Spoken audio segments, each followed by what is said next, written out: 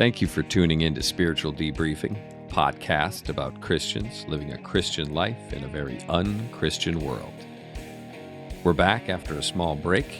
Tonight we talk about what God's been doing in our lives and God's plan as we move forward.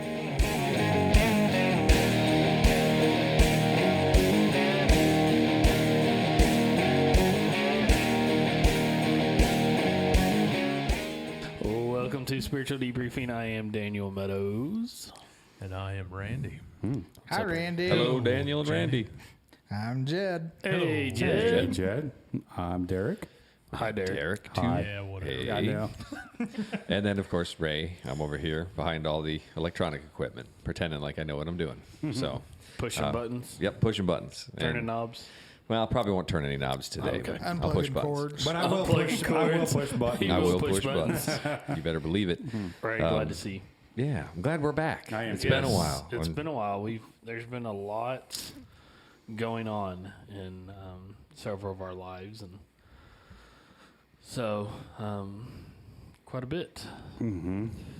Jed, do you want to go into any of it, or Derek, or Well, we've missed the last, what's it been, 3 weeks? 2 weeks? I don't know. Yeah, it'll be about. It's been a while. Yeah, I think it'll be 4 or 5 since we last posted one by the time this gets out. Oh, really? Yeah, Yeah. it'll be at least 4 weeks. And I think, when we all got together and we wanted to start this podcast, we said we wanted to, have fun, not have it like a job. And there are going to be things that come in life that we won't be able to record, right? Mm-hmm. And we've had those things happen in our lives. And, last time that we recorded, I believe that, we were talking to you, Jed, about losing Hillary. And, and then it was now your mom. Yep, a month to the day. Now your mom passed and my away. mom passed away. Yep. Mm-hmm. Just kind of, it was a sudden deal. It was just a week, but ended up having some cancer, and it just spread everywhere. She went in the hospital on a Saturday and walked in just in pain, and, well, what was it? It was Wednesday morning you went over with me? I believe it was Thursday morning. It was Thursday morning? I believe it was Thursday Okay. morning, yeah. Well, by Wednesday, she couldn't even get out of bed. She made it out of bed around the bed. By Thursday, she couldn't do nothing, and she was gone by Friday afternoon at, I think it was 5:33. Wow. Right after Haley won the state softball championship, Uh-huh. because we was watching it in the hospice room. I got up and I said, "Mom, they won," and brushed her hair back on her head, and she took her last breath. Just right there. But she knew the Lord. Oh, yeah, she knew the Lord. Yeah. Yep. Yeah. She had the faith. She'd been saved as a young one, and And kept that faith. and kept it. For Yeah, a very long time, because she was how old? 70, she was 77. 77 when she Yep, passed, 77. yeah. And then it just seems like over there, Jed, it's raining, man. It's pouring. It's just... It's been a lot. It's been a lot. It's been a lot. And that's why, we've dealt with that. Pretty much 3 deaths, right? Three And deaths. Your ex-wife and Hillary, and Yep. then your mom. And my mom. And then, we've had graduations. Graduations. Because now Yeah. Haley graduated high school. My daughter graduated Autumn. high school, Yep. autumn. And so we had to deal with that in between, right? It's like a lot. We've had a lot going on there. And that's why we haven't been here recording recently. And now we're back, and hopefully we're get back in a routine of things. Routine of things. Hopefully, Yeah. Lord willing. Lord willing, yes, Lord willing. Well, he's going to tell us if we can get back here. Yes, yeah. yeah.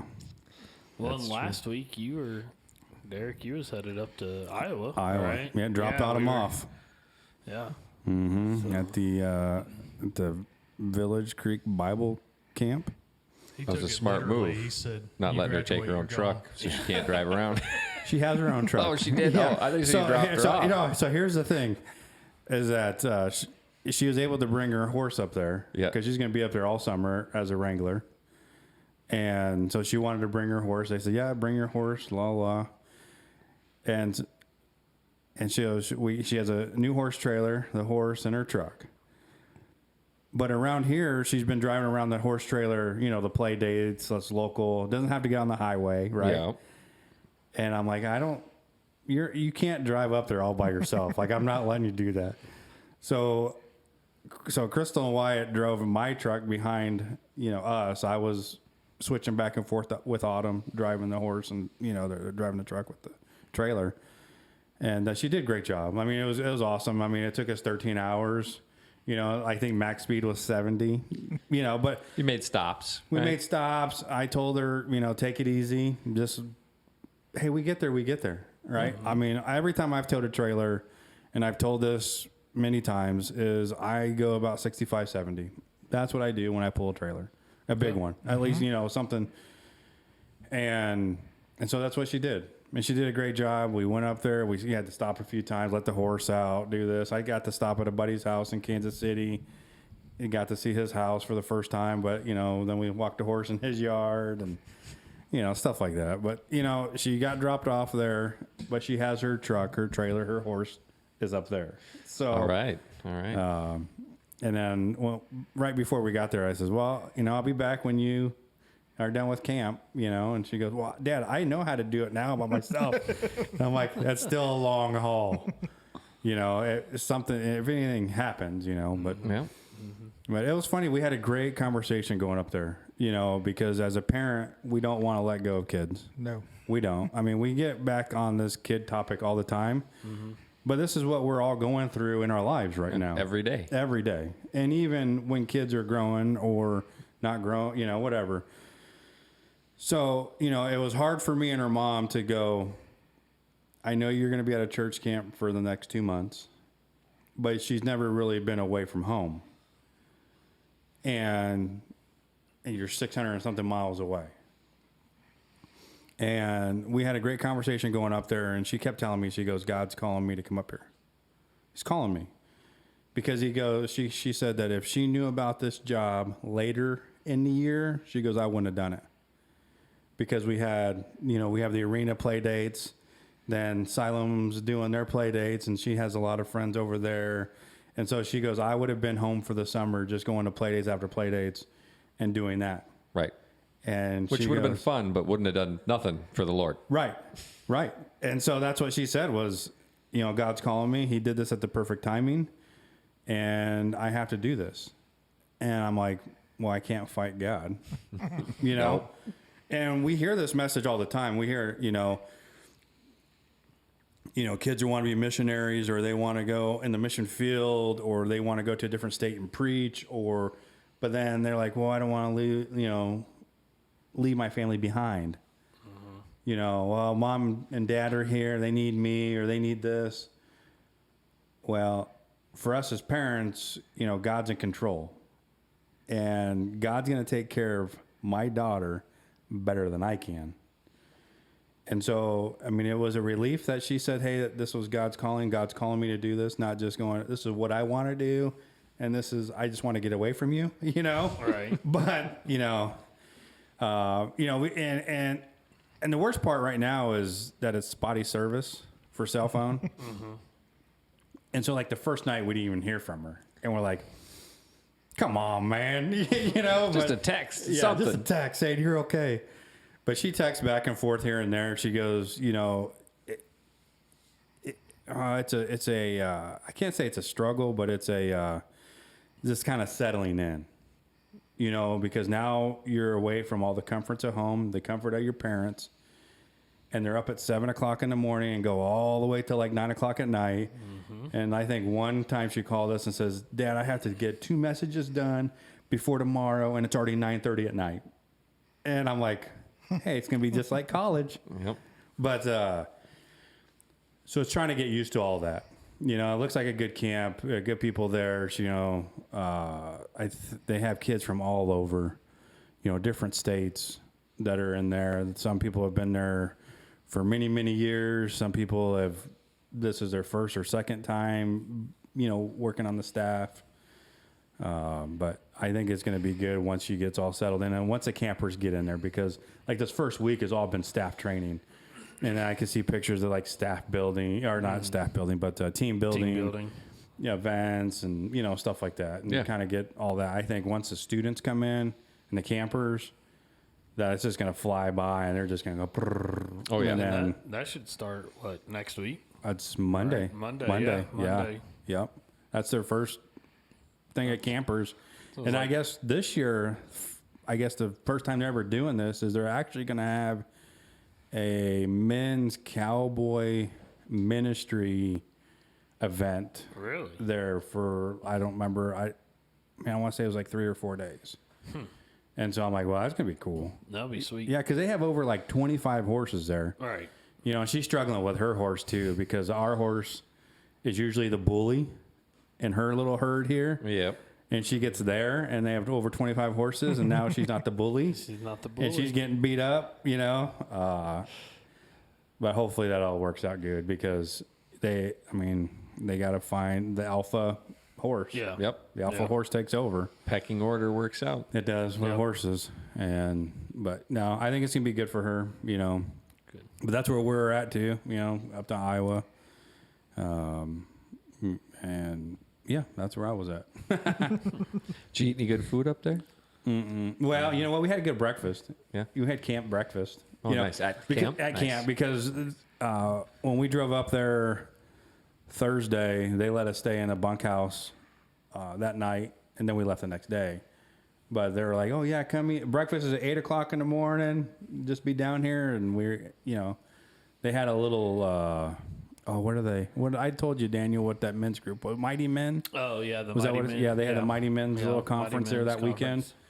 And they're like, well, let these guys go first, and then we go last to eat. We're like, I'm just happy to get a meal, man. This is camp food. This is awesome. Yeah. Yeah. All Camp right. food. I love camp food. I Oh, do yeah. too. I do Oh, too. yeah. Favorite part of summer, camp food. Yep. I love camp. I grew up going to camp, Yeah. and in Arizona, we went to northern Arizona, so you got the big pine trees, the cooler weather, and it's just awesome. Just good memories and. Yeah. And she's like, Dad, I'm going to chapel twice a day now, going to the chapel there. And so I think this is going to really get her relationship with God a lot closer. Yeah.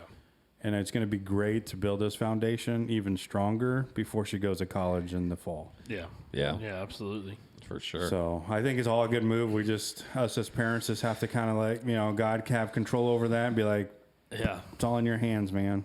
Yep. And it's different than it was in the Bible because, in the Bible, you handed off your child, your daughter, straight to a husband. There was no worrying about her out in the world on her own. It was like, no, you stay here until there's a husband and then you go straight there. Right. Yeah. There's not this, In between. in between time that we now deal with in a way. And I'm not saying it's good or bad. We can discuss that if we want. Right, But right. that's just saying it's totally different.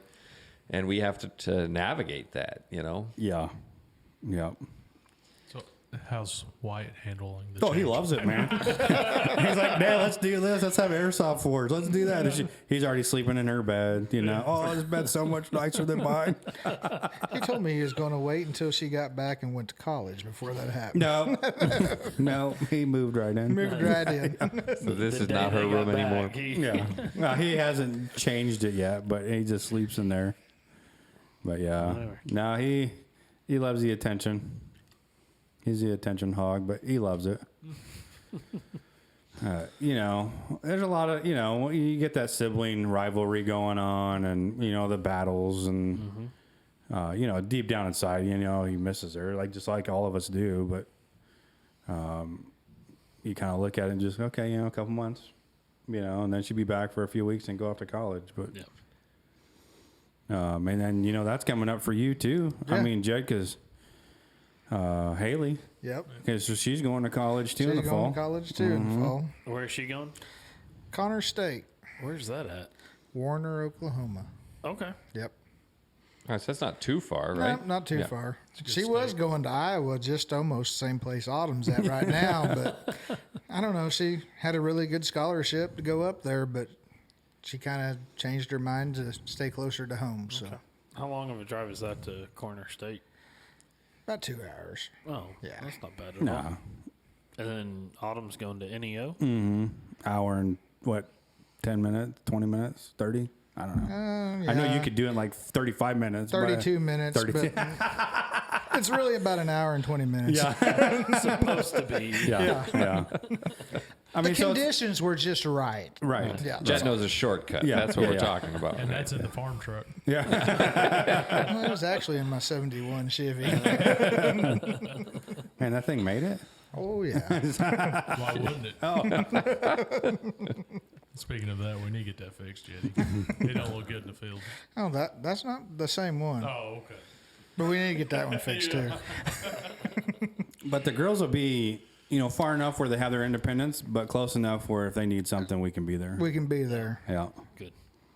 Which is good too. Yeah. I kind of like that idea. I didn't push for it. Right. I let her make her own decision. Yep. Yeah, because we had that struggle. We had that discussion here prior.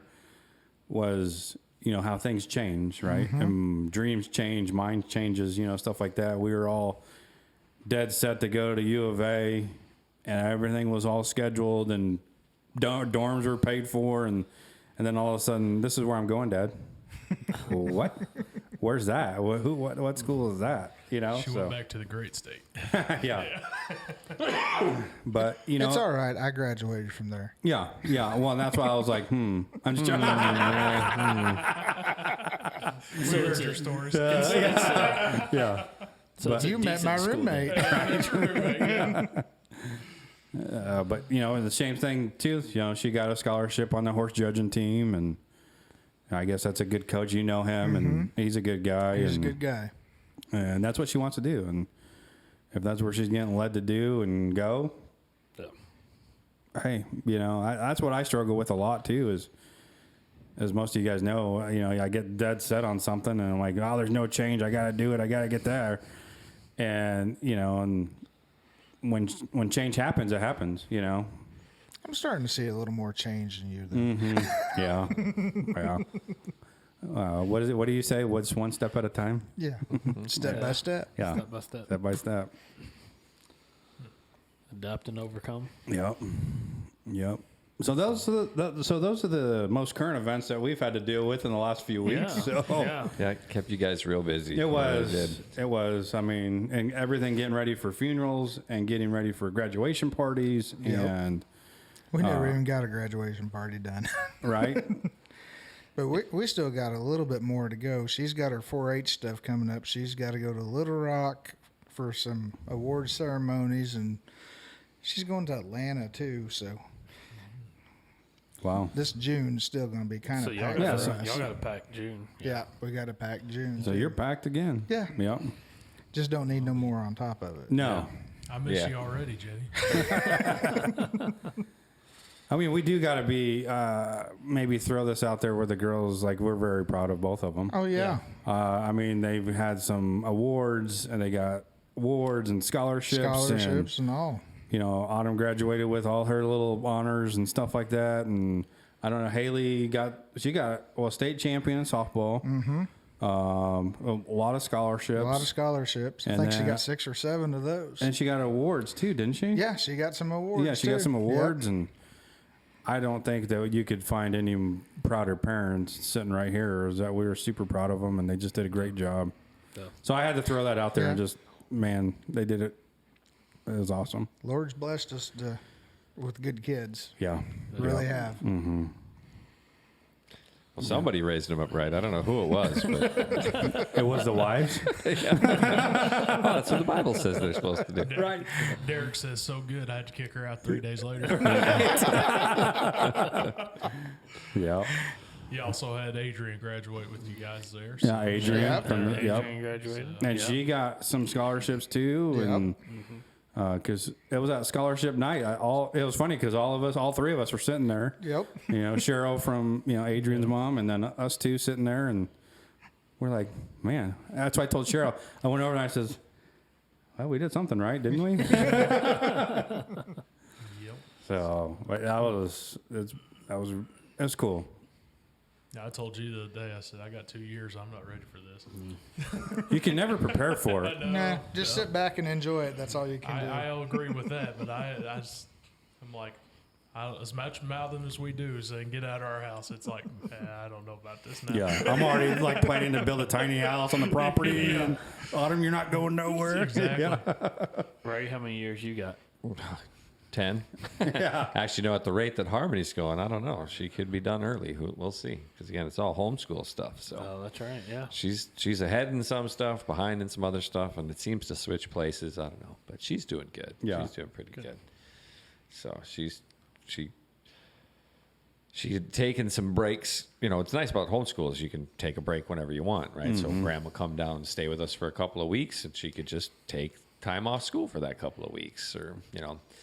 And we're kind of, because we moved last year in the middle of the school year, and that was like 2 months off. She kind of had a off summer. And this year too, Wendy's kind of like, I'm not going to back her off of everything, because also, if, you know, all she's going to do then is just watch TV and play video games all summer too anyway. Right. So she's keeping her on studying the Bible. You know, again, that's one of her subjects that they study, which is really cool to see every day.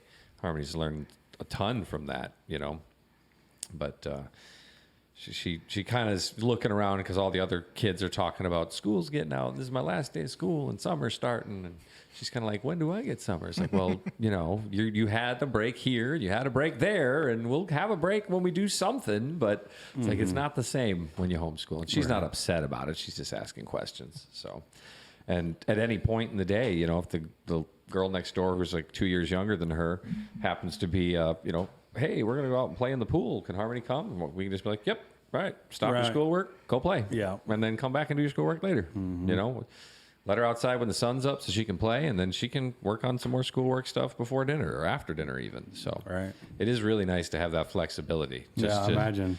The other day, we actually went and did a couple volunteer events.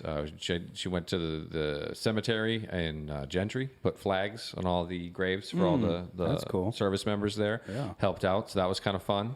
Because we were having her and another girl who's a little younger than her too. They were you know, reading all the headstones, looking for the listing, whether they were in, you know, the Army or the Navy or whatever it was. So they were hunting them down and putting the flags in. She can go again tomorrow and collect them again if we want some more service hours. So that's for her American Heritage Girls stuff. And then she did a volunteer event too. In the middle of a day on a Friday, we just went over to Gentry was opening up their splash pad, and they had Pause for something. I can't remember that. I wish I should remember the name, but it's a nonprofit out there that helps with, you know, with pet adoptions and stuff like that. So they were selling sodas by the splash pad, and so we just sat there under a tent, and Harmony walked little dogs around and told people we were selling sodas and had a good day. Yeah, she probably enjoyed that. Huh? Yeah. And again, in the middle of a Friday, I'd be like, yeah, we're gonna go do this and come back. And again, with my work too, I can just start early and then work a little bit later too, because, you know, there's things I have to do during the day when everybody else is there, but there's a whole bunch of stuff that I can do kind of whenever. So, you know, if I'm like, you know what, I'm going to cut out early today, I can get up and start work at 6 a.m. and then leave 2 hours early, leave 3 hours early. That's so cool. Yep. I can see Harmony over there going, if you want your dog back, buy some sodas. Right. Or I'm taking the dog home. I believe she wanted to take some home. Yes, I'm like, we're still in a rental, and the landlord already gave us an extra pet. I don't think they're going to go for one more. I really don't. So, Just don't buy property because your daughter brings home, like my daughter brings home pets randomly. Yep. Derek has a cat. I got 2 cats now. 2 cats. Wow. 2. And a dog. 2 cats and a dog. 2 dogs. 2 dogs, 2 cats, 3 horses. 3 horses. Well, you're down to 2 now. She took one of them with That's her. right. At least, So 2, 2, 2. It's, Yeah. 2, 2, 2. Yep. Yeah. No And chick- Wyatt's already talking about getting more goats. no, oh, is he? But no chickens. No chickens. You ought to get some chickens when she returns. But Have fish. them there when she returns. Oh, you know what's cool about the camp?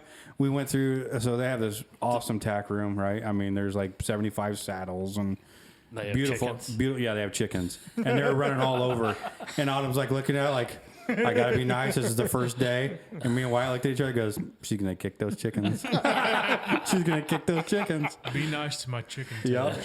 Yep. She don't like chickens, man. She's tenderizing you. I'll tenderize it. All right. Well, they had baby goats there, and that's why Wyatt's like, Dad, I don't want goats again. They're only babies for a little bit. I know. But Yeah, they're but great when you- weed eaters, man. When you get the goats they had, they stay little. So Yeah. you're good. Yep. Till they eat way too much hay and all that stuff. Yeah. Get really big. Yeah, we want to get some of those miniature cows You know, the small, because they don't give you too much milk. You can actually probably use it. Yeah. But those things are nice. I actually saw them for real the other day. There's a guy over in Pea Ridge who's got like 6 or 7 of them. Same type idea. It's like we didn't want to have to, get 8, 9, 10 gallons of milk per cow per day. Right. Try to figure out what to do with that. So he got these guys. He even got the miniature bull to go along with him too. So I was like, it's like a half-size cow. I know, it's cool. They're so cool. Yeah. Taylor wants a mini cow. Mm-hmm. You think I could have it in Bella Vista? No, you could try. Yeah, let's do it. Just call it a dog. It's like, right. that's not a cow. That's a dog. What are you talking about? I love that dog. Pigs. I mean, Yeah. Like, that's a Bernese mountain my, dog. I don't know what you're saying. it's my emotional support cow. Right. Oh, that was another joke from that comedian last night. He was sitting there. He goes, I was visiting my parents' church. And he goes, I was trying to keep my mouth shut. But even my mom knows. And she's like, you going to make fun of that over there? You're going to make fun? She's like, Mom, you can't be doing this. Because there's this lady sitting there with her emotional support dog in church. And she's singing, all I need is the Lord. And it's like, apparently not. That's a good one. I love a I gotta watch sports mom. that. I gotta watch it. Yeah. John Christ. He is funny. Yeah. I think it was on Netflix. It was hilarious. He is. Yeah. Yeah. So, pets. But I think we're back, boys. So we're back. Yeah. We get back in the swing of things on Sunday night Bible studies too, and Yeah. We're So- going to do I think we're going to do a study of the books of the Bible that talk about what it means to be, what you should be as a man. What are we supposed to be doing? it's a lot. There's a lot. It's a lot. It'll take us a while. Work. We're gonna go through it. Go through it. Proverbs. We'll have to go through Proverbs. There's a lot of good Proverbs in there. Yeah. There's got to be some naps in there sometime, right? No. Yeah. Well, we're doing barbecue. That's what we're gonna start That's off with. Lamentations. Lamentations. I got that smoker working now. Nice. I smoked a rack of ribs, and Jetty was able to come taste them. Tip top. Nice. So that's. I did that too on Monday. I smoked some ribs, did some I did burnt too. ends. Oh, burn ends. Well, poor man's burnt ends. I okay. just did pork belly, and you do it like burnt ends, but Oh. yeah, so it was, whatever. It worked. It was good. It wasn't a brisket burn end. No. Oh, okay. No. I didn't do a whole brisket. That's I don't have the fancy smoker. I've got just the side charcoal smoker. So like I have to set a timer for every 20 minutes to go check it and be like, okay, temperature's good. Got to add more coals. Got to change the vents. So, it's okay. It's awesome because it's funny because I got that smoker working right. It's a pellet smoker and it's all digital, so it's just set it and walk away. Yep. But we're sitting there because I used to do the old school smokers. Mm-hmm. And I made fun of the pellet guys all the time. I'm like, oh, that's just cheating. You guys aren't like manning the fire. Then I went to a pellet smoker and I'm like, oh yeah, this is awesome. It's funny. I want to go back. Yeah. I want to go back to the old school. Because you want to do I something. I want to be doing work. And then like, I can't maintain the amount of smoke in a pellet. Right. I want to give it a little more smoke. Well, the lowest I can go is 150 and whatever it puffs out, that's all I get. Yeah. So I'm like, well, see, I could soak the wood for, overnight. I could bring it more smoke. I could give it more, heat. So I kind of want to go back to that. So It is kind of fun. Know. It is kind of nice. I've got an electric smoker, but it takes wood chunks. Mm-hmm. So I still have to go back and forth and Load add it up. more wood and add more water. And, so it's kind of nice because now I can set the temperature to be at this level, but I still man the smoker too. So it's the best of both worlds. Yeah. I just can't wait to get done. Like we were talking when we were out there smoking. I'm building an outdoor kitchen, and I want like a multitude of different grills. Like I got the Blackstone, I got the smoker. I want an old school smoker, and then I want the cowboy grill. I want to build this big, big old wheel. I'm like, we're out there in the country now, so I'm like, I have a plethora of wood. Yeah. So I'm like, I just use that now. You're going to have to build another little couch swing. Mm-hmm. Yeah. More grills you have, you're going to have to like double in couch swings. Right. Right. We got to watch you. I know. We had fun on that couch swing the other night. Oh, yeah. She just a swinging? Yeah. Yeah. Well, why? Well, no, we weren't just a swinging. No. We had a little more fun. So Wyatt's really into airsoft guns now? Yeah. Yeah. Those things are awesome. Oh, yeah. I can't believe how realistic they are now. Oh, they've gotten insane. Yeah, Like, I mean... I'm surprised more kids aren't getting shot. I don't know how it's happening. He got a Glock airsoft gun that looks just like the Glocks that I have and I've carried for years. Yep. And he has a gas one. The slide charges back. They even gave it weight. They gave it more weight than it needs to be, too. It feels, the slide's metal. It feels like a real Glock. And It's not the plastic airsoft that No. we used to play. No. And these things hurt. Yeah. Yeah. Like I played with him today. And he tagged me a couple times. And I'm like, those things hurt. I need But that's what we were bulletproof doing, vest though. on. We're sitting on the swing, shooting pop cans. And then, we're like, well, we're kind of on a kick of not eating pop or drinking pop no more. So let's just shake some of these up and shoot those. Yeah. Nice. Did you get that video of the water gun I sent you? Mm-hmm. I want one of those. The new electric one that's like, Yeah. those look pretty cool. They're like $40 too, I think. Yeah, They're not that crazy was, expensive, but Those airsoft guns are expensive. Oh yeah. You buy a real gun for one of them. I was looking at getting one of those for Harmony to try to like teach her more about using guns. Yeah. Right. Yeah. But then I was like, that's okay. I will, but not today. Yeah, because it really does. I mean, it is. You can use that for a training purpose. Yeah. It has all the motion, has all the Sorry, parts, boys. all the pieces. Everything. And it was, we were shooting it, and this is like, remember, it's that front sight, clear picture, consistent press on the trigger, just all that. Mm-hmm. I'm like, well, this is cool. So we're into that. That's what we're doing, sitting on the porch swing, shooting stuff. We got to get the guys, men's group together and go do one of those like airsoft events. I was looking them up. Yeah. Yeah, we're gonna do one The airsoft. at Modern Mission. I was going to say, is it Modern Mission? Yep. I didn't. Yeah. I've seen some of them. I haven't done one yet, but I've seen them, and man, they look like a ton of fun. We're gonna do They it. look like a ton. Yeah, of we're fun. gonna do it. We enjoyed the laser tag while we was there. We need to go back for the paintball and all the other Airsoft, stuff. yep. Yeah, Mhm. that'd be pretty fun. So that's good that the car show didn't happen yet, because I was like, well, Randy, this is all you got for your budget. The rest is going to Airsoft Wars. We'll go in the hole for next year. Yeah. Sorry, you're getting plastic trophies. I already bought those. I forgot to give you the receipt. Oh, dang it. By the way, you can donate to the men's ministry at First Baptist Church. Yes. Yeah. Car shows and guns. Right. Yeah, America. America. Cars, guns, and food. Well, that's why, that's why I love where I live. I love it. Yep. When we first moved here, a bunch of people kept asking, why did you move here? Depending on the person I was talking to. But if it was somebody I trusted, I was like, oh, gods and guns. God and guns, man. Mm-hmm. Moved to a land where people respect the Lord and where I can have a firearm. The freedom of, yep. Shooting. Yep. Those were two things on the list that crossed off a bunch of places. So that's just saying. And places like where we're at, we just right on the back porch. Yep. You don't want to go back to Minnesota? They don't do that up there? No. Oh. No, not the same anyway. Not the same. It's all right. Not up in the there. winter. Nope. But yeah, definitely out in the winter. Yeah, I wanted to get Harmony even just a BB gun, but our yard's even too small for that where we're at. Their houses are too close and all that noise. I'm certain she'd probably end up shooting out the neighbor's window. So,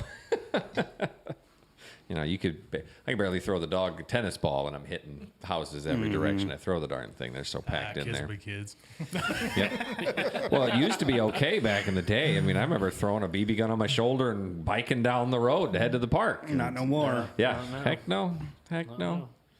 I mean, as you were talking about with, sending Autumn to Iowa and, letting her out. I remember, I couldn't have been older than 17. And I flew to Atlanta, Georgia with another buddy from high school to pick up a car and drive it back to Minnesota with no adults. Like, 17-year-old, fly to Atlanta on our own to get a car. Now, from a family relative. Like, it wasn't like we were picking it up off Craigslist or something crazy.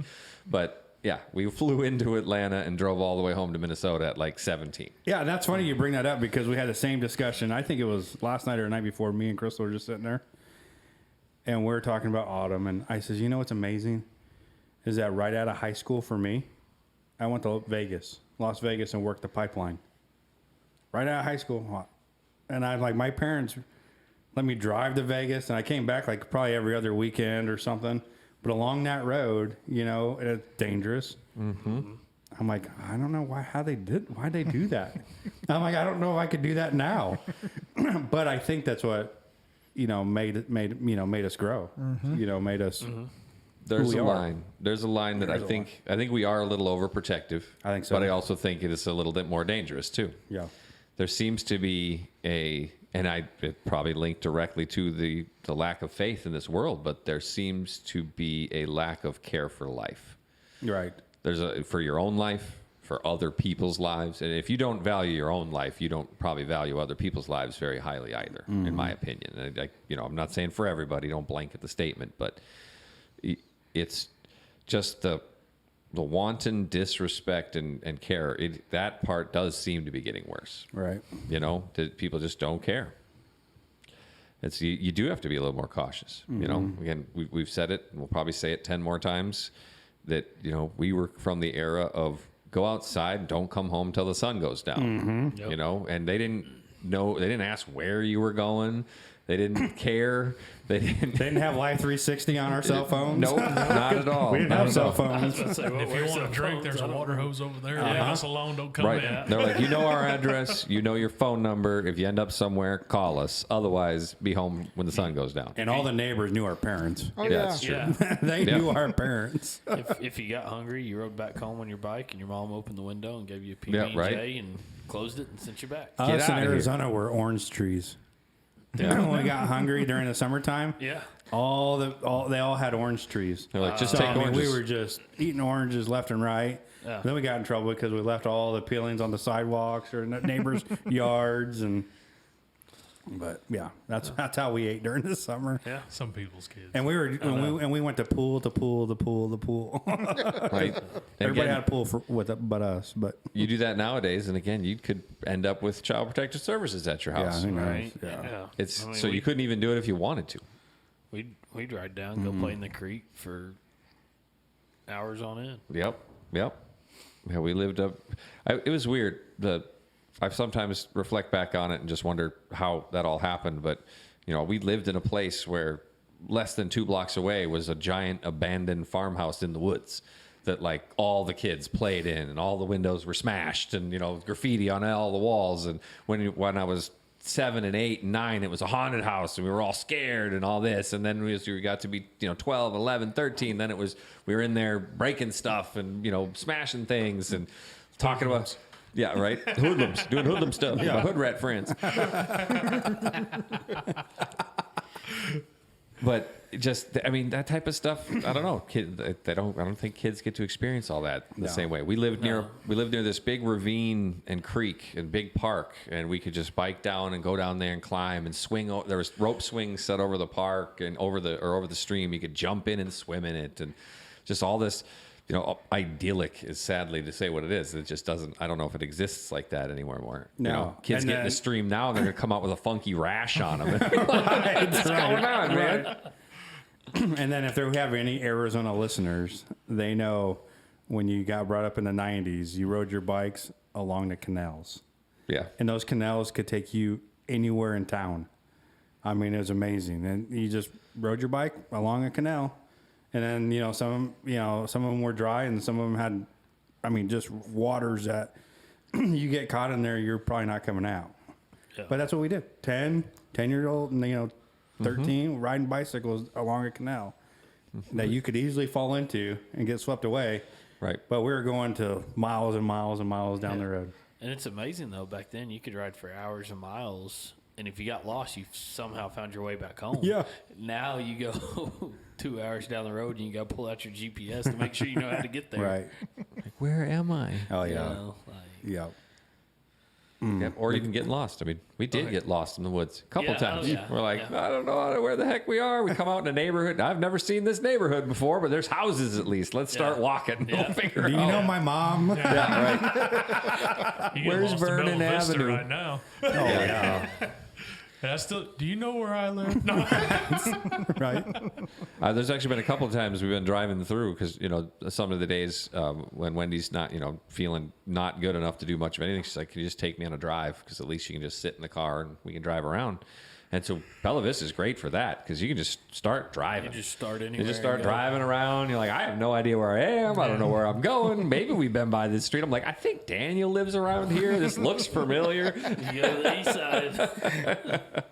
And then eventually you pop out onto like a county road and there's farms. You're like, oh, we're now out of Bella Vista. Well, that's like to get to my house, you got 5 different ways to get there, and you'll get lost every one. Oh, yeah. We know. We know. We've been 5 different ways. Yes. 5 different ways. I think we had 5 different trips that one night. Yeah, we did. We went a different way there and back and there and back. And that's why we don't hang out at my house anymore. Right. Right. We don't even think about where Daniel lives. That's what I wanted too. I need help. Sorry, we don't know how to get there. Yeah, I can't find you. One of the biggest cul-de-sacs known to man. Yeah. This goes like this. So true. So true. But man, we've been looking at it. It's like the only place you can afford a house right now. Everything else is crazy. Bella Vista? Yeah, Bella Vista is the only place where it's like manageable. Manageable, like, yeah. it's not cheap, but at least but you don't get, you don't have big yards and all that type of stuff. But No, but then you got all The rules and the stuff. rules. and I POA. know. But there are houses in Bella Vista that are not linked to the POA. Mm-hmm. But they're on the outskirts. They're on right? the outskirts. Yeah. Yep. And I missed it by 2 streets.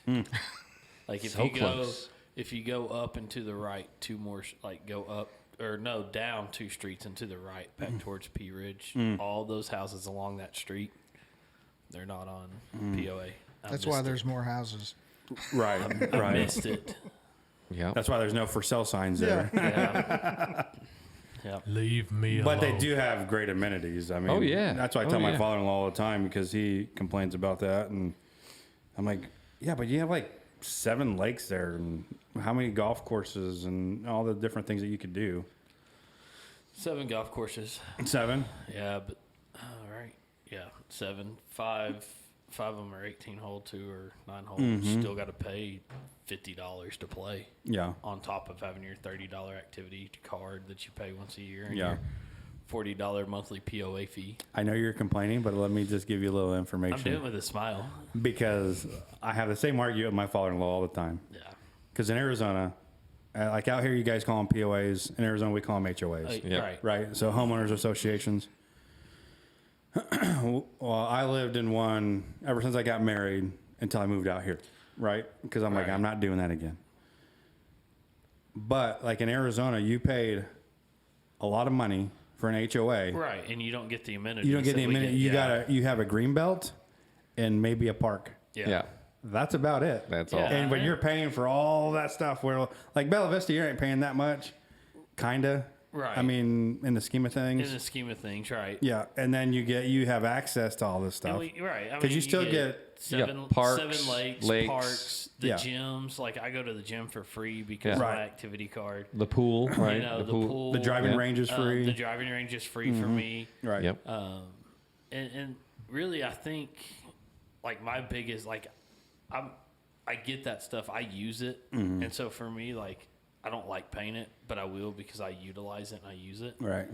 But we have the bike trails that run through Bella Vista, and you can use the bike trails no matter who you are for free. Right.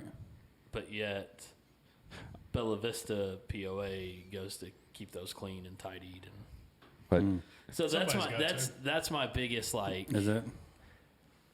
although I will have to say the bike trails aren't free. Those bikes are too dang expensive. I know. I know it. Right. Part of me is like, when are you going to get a bike, Dad, so we can go biking together? Because she's got a bike. And I'm like, I'm trying, but man, those bikes are expensive. We have 7 lakes in Bella Vista, and you can't fish them unless you have a POA card. Unless you have the POA card. Or Yeah. you're with a POA member. Yep. If you want to put a boat, you have to register your boat with the POA in the city and put a little sticker. And, But keeps Well, the that's why riffraff out. that's why we bought a property out there. yeah. Like And just so, a little lot. I mean, Yep. like, it's just there's the little There's those kitty little stuff. things. And then, yeah. like, your doors, you have to paint, like, a certain color, but you got to pull 3 different permits because you have the POA, the city, and something else over there. Yeah, I and you always mean, get the biggest argument was, in Arizona was with the HOA.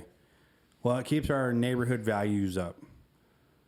Well, yes and no, because if y'all have been over to our house, we got like 2 neighbors, all within acres. Mm-hmm. But that thing's tidied all the time. It's mowed. It's taken care of. It looks good. You know, so it's like, okay, I don't need somebody telling me to mow my yard, or I'm going to go do it anyways. Yeah. But you know, we got the older guy, you know, at the end of the spot that I call the HOA president. You know, but What did you mean by a green belt? What is that? Yeah. so a green belt is just that's a long stretch of green grass, Okay. like in like a common area. You know, like maybe so you have like a row of houses here, and then you know maybe at the end of cul-de-sac, you'll have like a green just grass and a like a belt area. Then here's another row of houses. Here's another row of houses. So all I did was kind of separate the houses. So it had like a common area where you could take your dog or go play catch. They have the little bike so or it's just a hiking path little around it. Not patch of hiking. grass. Side wax. Pretty much, yeah. We had a little bit of grass in Arizona. Yes. They got to pay a lot for grass in Arizona. Was it brought in? No. Yeah. And we got to pay to water it. Like all of our yards have rock in it. That's where all the money went. So like Bella Vista. Like Bella Vista. Yeah, just like Bella Vista. We've got grass. We know. We talked about your Kentucky bluegrass. Actually, nice stuff. I got to do Carpeted. Well, no, I've got some weeds in it right now. I've got to get out and work on it.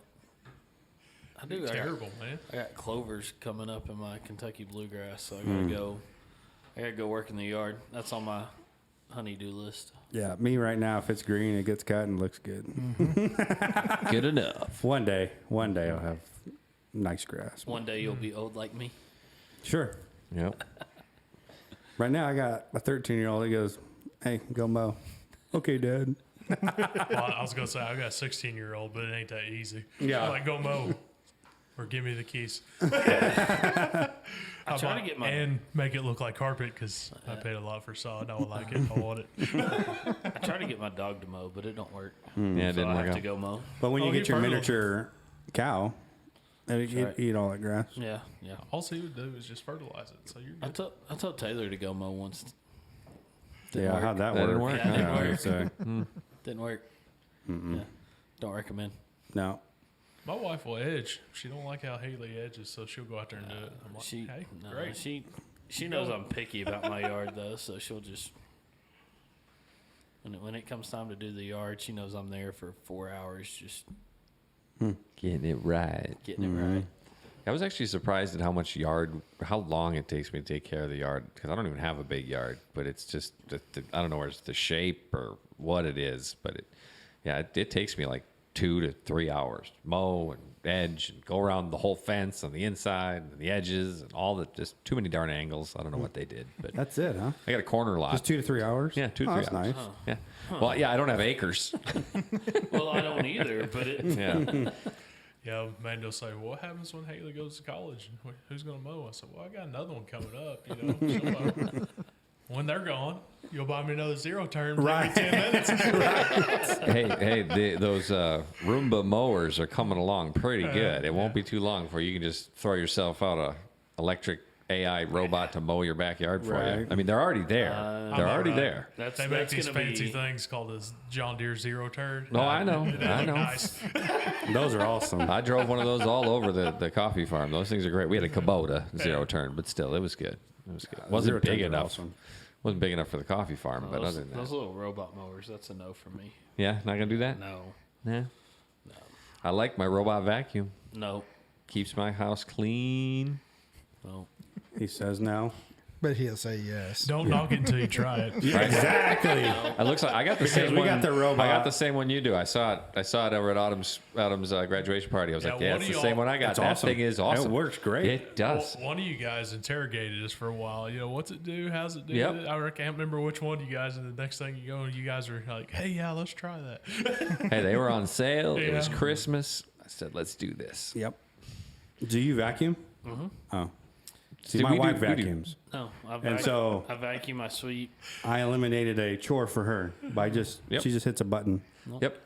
Hey, Yep, exactly you'll make right. a good housewife one day. Now Harmony does it. Harmony empties the little bucket, hits the little button. She loves doing it. And that thing mops too. Yeah, I don't have that one. Okay. I didn't get the mop one. I that one wasn't on sale, but I told her I'd get that next time. Yeah. I do it all.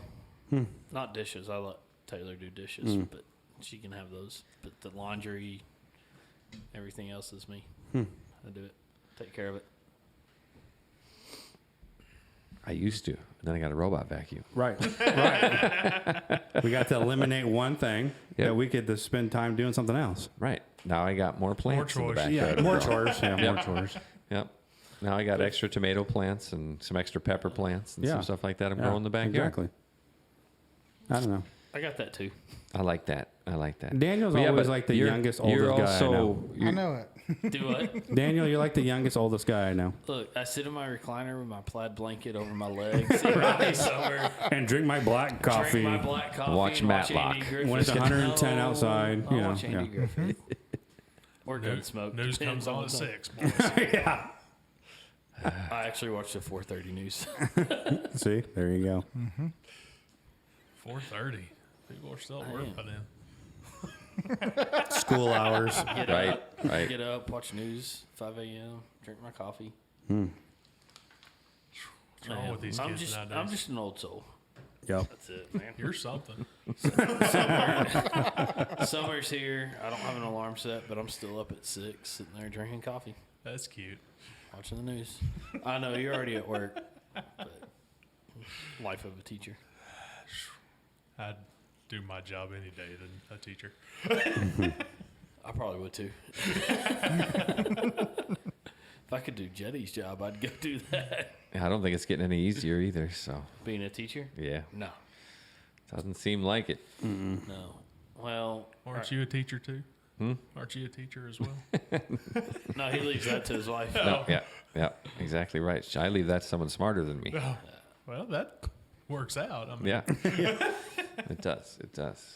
Yeah, I help out here and there, but no, she that's- probably teaches you as well. That's probably what it is. No, Yeah, I couldn't be a teacher. I gotta know something. yeah, I don't know anything. all these kids would be coming out mouthier than they ever have. Right. Now go. I taught you all I know. You are prepared. Here's the real world. Hey, they don't have to be taught that. They already, they already are. Yep. Oh, they pick it up quick. The little girl next door, she was homeschooled last year. This year she's not. She's her first year in real school, and we have seen the shift very rapidly in how she acts. And I think she's kindergarten or first grade. And she's, they're already getting into the standing sideways, and the stuff just started coming out. The sass. Yep. The thug life. Yep. I'm like, man. Is she? Last year she was an innocent little summer child. Is she in public school or is she? I don't know. I actually haven't asked them. I didn't press that hard, You but need to figure out where we're at. see where they're going. Daniel's school. I get it though. They just had No, another baby, they're not- so it makes they're it not zoned for hard me. to homeschool. But Yeah. you gotta do what you gotta do. Yeah, you do. You do. You have to. Gamble, probably. Because Yeah, that's what if we they're- did. I mean, if we they're made that public. determination when we had both of our kids. It was like, are somebody going to stay home or what are we going to do?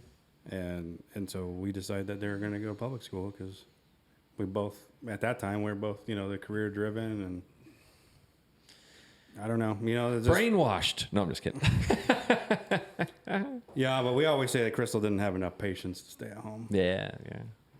You would have been great at it. Oh yeah, I would have loved it. I get to do it right now. Yeah, when we first had Harmony, Wendy's music career kept getting busier and busier, and they were playing bigger gigs, and we kept saying, well, if this keeps on like this, maybe I will be the one teaching her, because if that's what your career turns into, again, that we just, not saying we were planning that, it's just something we talked about. It's like, if you're going to be doing shows and traveling a ton and all this, that's why we were looking at getting the RV, and are we going to do that life? Are we just going to be, homeschooling her in the RV as we travel from state to state and playing music and shows all over the place and trying to do that? We had thought that might be where we were going. This is before we were saved, of course, too, but still. But then, of course, Lord's plans. The Lord's plans step in and things change.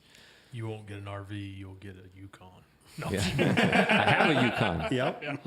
Now we want a tow behind though, because Wendy's she's right. If we get something like that someday, which we probably never will, but if we did, we get tow behind, because then you can drop it off and drive around wherever you are and pick it up. I think that's a good point. That's a good point.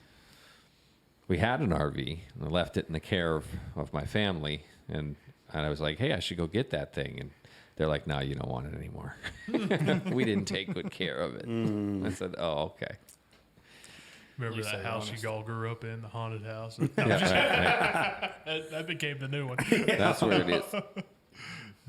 Yeah, no, apparently it sat outside in a field for like 3 years with nobody doing nothing to it. And so they said, I don't think that thing's worth anything anymore. I'm like, well, that's a bummer. It's all right, though.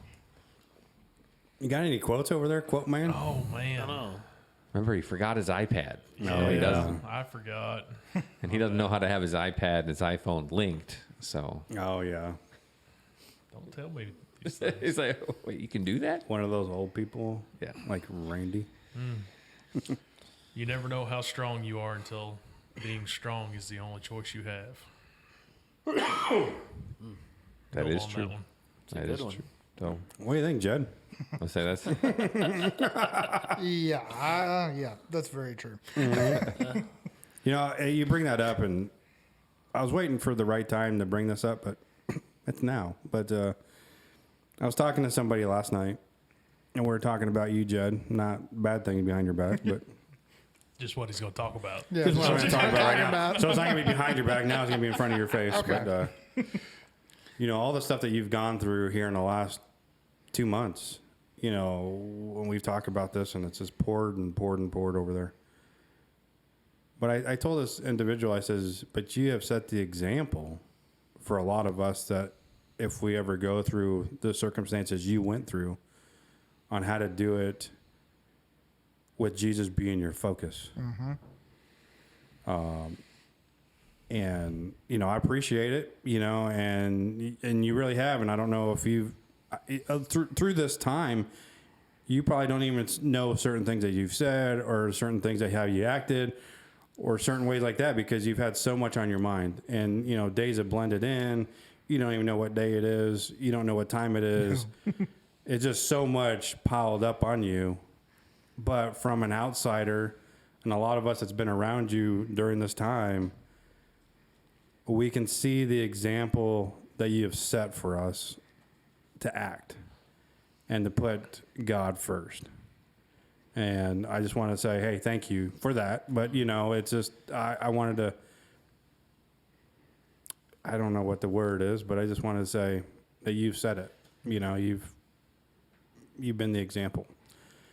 I'll add to that because, you know, we sit here and talk about your family, and we could see through that you guys serve the Lord, because even at the visitation, I don't know if you was listening to our conversation with your dad there. I missed it. Of course, you know, I hate asking how y'all are doing, but I mean, that's just how it comes out. How you guys doing? Yeah. And your dad come back at me and goes, we've had some pretty good hard weeks this last few weeks, but I don't see how anybody can do it without Jesus. He said, I think we're doing pretty good for what we're given. And like I said, just adding to that, I mean, you could see it runs through the family. So not only you, but it sounds like your dad's a good. And the day after Hillary had passed away, he showed up at the house that afternoon. I think Derek was already there. And he kind of slipped in and was slipping out. And I didn't really get to talk to him, so I run out there. And he just looked at me and he said, well, everything's going to be okay. We've got our faith. And I said, that's all we've got. Yeah. So I was really motivated by his response on that. Like I said, I'm pretty sure, I'm not going to speak for him, but pretty sure that night when we was over there, we waited on you to talk to us, and it was God's plan. Yep. And I think that was pretty good motivation for us as well that night. So if anything, we've taken that away as seeing the faith and being the example. So, I mean, Well, he does have a plan, and he's not supposed to give us anything we can't handle. But I'm going to tell you, it's a load. But if it wasn't for him, there's no way. Yep. Absolutely. And I had an interesting discussion actually with my wife, Wendy. We were talking about this because there was actually a clip that this guy played, and he said, he goes, I understand that there is God's plan, right? He goes, but says, I've stopped saying it to people who are going through a grieving process, saying, oh, well, it's all part of God's plan. And his point to it was, he goes, I don't think God's plan is to cause you pain, right? That's not like he set out to do that. He didn't say, again, and I could be wrong on this, but I understand what he was trying to come from, is saying that it's not like God required this thing to happen to you. It happened, and whatever happens, there's nothing that can thwart his plans, and he can turn all things for good, no matter what it is at all. Because and this is a different situation too, because there are certain situations you'd say this is not God's working at all, that this happened, because that can clearly be a working of Satan that could cause bad things to happen to people. I don't think that's what this was in this situation, but just saying to say to someone else. Now, then you said it, and then my point with this is, but when someone who's going through it is holding on to that and saying that I know that God has a plan, and that no matter what happens, his plan will be perfect and his plan will work. We won't know what it is till later. So again, I don't know. I don't think God's plan was initially for Hillary to die right now. I just don't know if that's true. But if that is what happened, there's only good that can come of it through your faith, through what you do, through how everyone around it interacts with it. So again, I'm not saying it's not God's plan. I'm just saying I don't know if it was written from the beginning that this is how it was going to go. And we got to remember what the devil's job is, right? He seeks and destroys, right? He's the one that causes grief. He's the one that causes these issues. What did he want Job to do? He wanted Job to curse God. Right. He wants to turn people away from God. That's all he can do. That's what he wants to do. Yeah, that's all he can do. That's all he can do. Yep. He can't, and like we always say too, the devil can't be in multiple places at once. Only Jesus. And he doesn't know all things. Right? He doesn't know all things. But he has a job, and this is his playground right now, is destroy, us as Christians. Is to destroy us. He knows he can't win. To deceive us. Yep. To get us away from God. And he goes, hey, if I do this and this and this, we'll see how strong your faith is now, bud. And you're going, okay. Sometimes we have to sit there and we got to fight them because it is a war. And we go, okay. And this is why we have the armor of God, right? And that's why the sword is the scripture, right? That's why we fight with that. And that's what you've done, Jed, is you fought with that. You fought the devil. And you're going, you're not going to get me away from God. What you're going to do is make me stronger. You're going to make me closer to God. And so a lot of us could go through that and go, okay, I'm going to blame God, and I'm going to play the blame game, and I don't want to believe in God no more because, God, you allowed this to happen, right? And I've heard that a lot of times, and I've heard that from multiple people, and that's why I wanted to say something to Jed tonight on that, because God, Jed's not blaming God, and he's going, I'm going to fight the devil, and you're going to make me closer to God. I don't know if I don't see how a person would want to blame God on that and just push him away. It doesn't sink in my mind right, but it's like I told you the other day. I am at so much peace. I'm at so much peace that my peace scares me. And I know where it comes from, but I'm just I miss them all, but I'm at peace with it. And it really does kind of give me the little heebie-jeebie every once in a while. It's like, okay. Why am I feeling so peaceful right now? So peaceful. Yeah. And that's what God does is, he says to come to me for comfort. Right. Yeah. Come to me, and that's why he gives you that peace and that comfort. Because he's the only person, he's the only one that can do that. in a circumstances like this. Oh, and I wonder why all the movies and all the daytime stories are all about how people get so angry and their lives fall apart and they turn away from God. And why do they seed that? I mean, that just seems strange, right? That couldn't be a reason that they make people think that's what you're supposed to do. That's what you're supposed to do. Yeah. Yeah. That's normal to do that, to fall apart completely and fall away. Right. And I know, and I understand, we've had many talks, Jed. I mean, we all have a breaking point, right? We do. We all have a breaking point. And sometimes we have to find those ways to release some of the stress, right? As I told you, I'm like, hey, you want to go shoot guns? You want to go do something? You want to, hang out as men and go do something that gets you away from the everydayness of, thinking about it. Yeah. Right. I mean, we still have that as humans. We have that in our mind. And, but with your comfort and your faith in God has brought so much peace over you that you're going, well, Derek, I'm okay. I'm all right now. I mean, and I know, don't let anything else happen right now because I'm right there. Yeah, I'm right there, but yeah. I get it.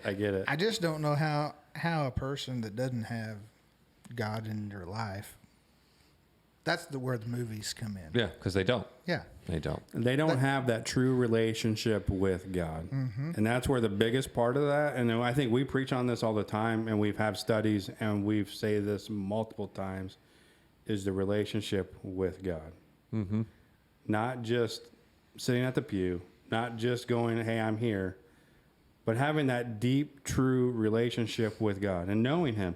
And that's why a lot of these answers, or a lot of these questions could be answered because we know the characteristic of God, right? Yep. A man on a desert island with no Bible could still have a super close relationship with God and be in heaven and be saved. Right. You don't need anything else. You don't. All the rest of it is good, and you should want it, and you should do it, but you don't need it. All you need is God. Yeah. All you need is Jesus. That's it. And That's that it. support dog, right? What? Yes, and that's support dog. And a support dog. So I wanted, because you brought up Job, I wanted to look at this because we talk about like when things happen in life and part of God's plan, and we don't know if it's God's plan or not. And then we always resort back to Job and how Satan took all this away from Job. But have you ever noticed in the story of Job exactly what happens at the beginning? If you pick up chapter 1, verse 6, it says, "Now there was a day when the sons of God came to present themselves before the Lord, and Satan also came among them. The Lord said to Satan, 'From where have you been?' Satan answered the Lord and said, 'From going to and fro on the earth, and from walking up and down on it.' And the Lord said to Satan, 'Have you considered my servant Job, that there is none like him on the earth, a blameless and upright man who fears God and turns away from evil?'" Job was never on Satan's radar until God said, "Have you considered him?" God put Job on Satan's radar for the testing. So when we talk about being in God's plan, for us, it's hard to conceptualize because God thinks outside of time and space. Right. And we think in time and space. And we talk about how God is all-knowing, right? And it sounds weird, but having lost friends at such a young age, and as I've gotten older, what I've had to realize is that it is a part of God's plan, even though sometimes we don't want to accept that. Because God laid the foundations of the earth before the foundations of the earth were ever put. Right. God laid our lives out and He knew knew when your it was name. going to begin and when it was going to gonna end before the foundations were ever laid. And so I don't know. I don't feel comfortable saying, well, I don't know if it was a part of God's plan or not. Because when I think about it, Everything's God's it's plan. all part of everything God's is. plan. It's all God's plan. And that's what we have to understand, and that's what we have that hope and that peace in, is knowing God's going to take care of it I because feel it's part of it. if you try to take it out, that what might not have been God's plan, then you're going to let a little bit of doubt sink in. Okay, well, God's not in complete control. And He allowed that to happen. And that's where the anger starts. That's where the anger starts to build. Yeah. You got to just say it's all part of God's plan, Yeah. even if He's allowed the devil to do it. If the devil done it, Yeah. And what really opened my eyes to this was when I was in Montana on my mission trip after my freshman year of college. I had no cell phone service where I was at. Absolutely none. And then one day, full bars.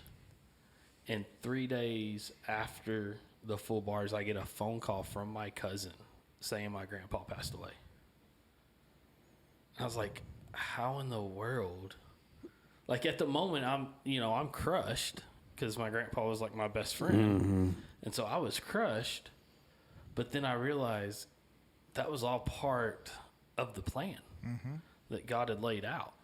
You know, I didn't see it at the time, but later on, and I've realized that too. You know, I mean, this last Saturday, I went to that I'm glad you memorial bring that up. I service. was going to say you need to bring that up. This last Saturday, I went to a memorial service for one of my good buddies that I worked with for 3 or 4 years. I think 4 years over at the elementary school. And he grew up around the church, but was so, there is no God. You know, if there was a God, things wouldn't happen, like bad things wouldn't happen, all this. And so we had spent so many conversations. I think probably 3-4 days a week, we were having hour-long conversations about God and God's love and salvation.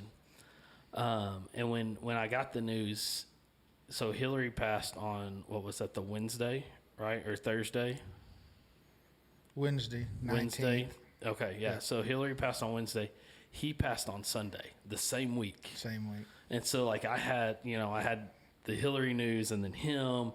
And the way they were hiking in Oregon. His kids went over the cliff of a waterfall, and he was such a selfless man. He dove to save them and overshot. Saved the 3 boys, but overshot, fell to his death. And so when I got the news, the biggest regret I had in my life was not knowing whether or not he ever trusted and accepted Christ. And so when we were at the memorial service, his wife came up to me, and she said, "Thank you." I said, "Thank you for what?" She said, "Thank you for loving Ryan enough to continuously sharing with him and never giving up." I said, "What do you mean?" She said, "December of 2021, sitting on the front porch, he accepted Christ." And I was like, what? You know? And so you never know. You never know. You never know. And here it was a year and a half later, he passed away. He never stepped foot in a church, even after that.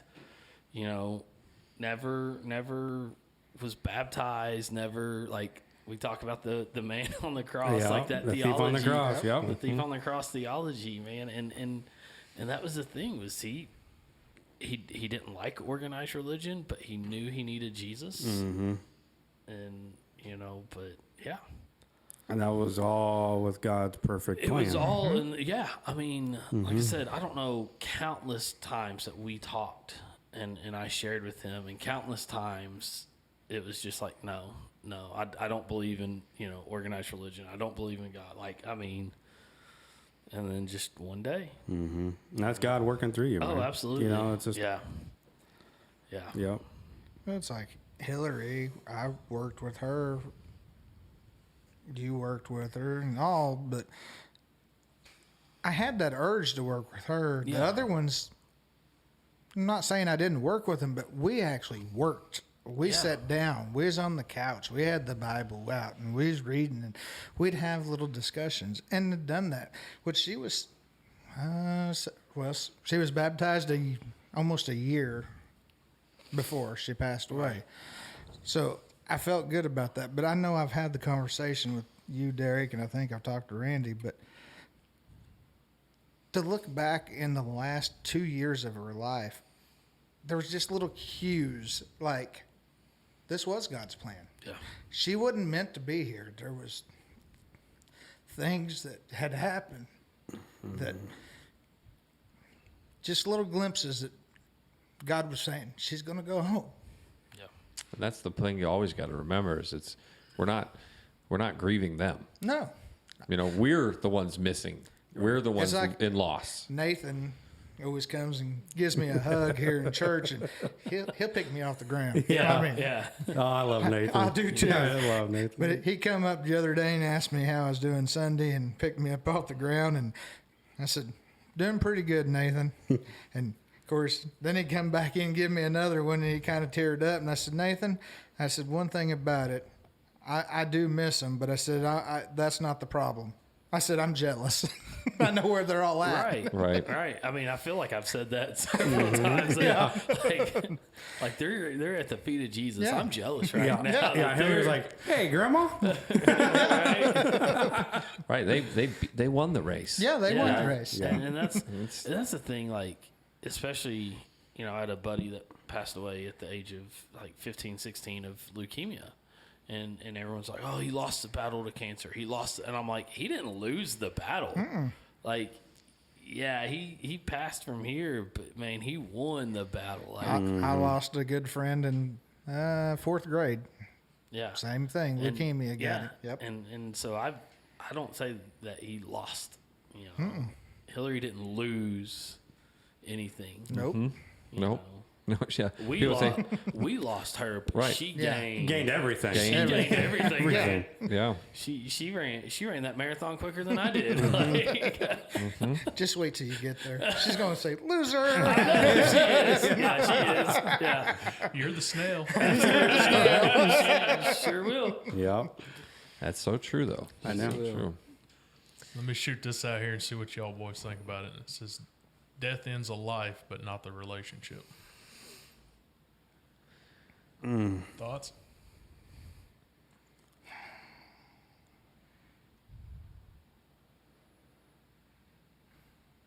I could say that for like my father, when he passed away, I still talk to him, even though I know that's not biblical. I know I do the same thing with my mom. Yeah. I don't know if he can hear me. I think he does. I mean, if I can understand, I think he would, but I don't know. I have no idea how that actually works. And usually when I talk to him, I'm not expecting him to answer. It's most of the time it's like, you were right about that. Right. You told me you were right about that, or thank you for teaching me that, or thank you for doing that.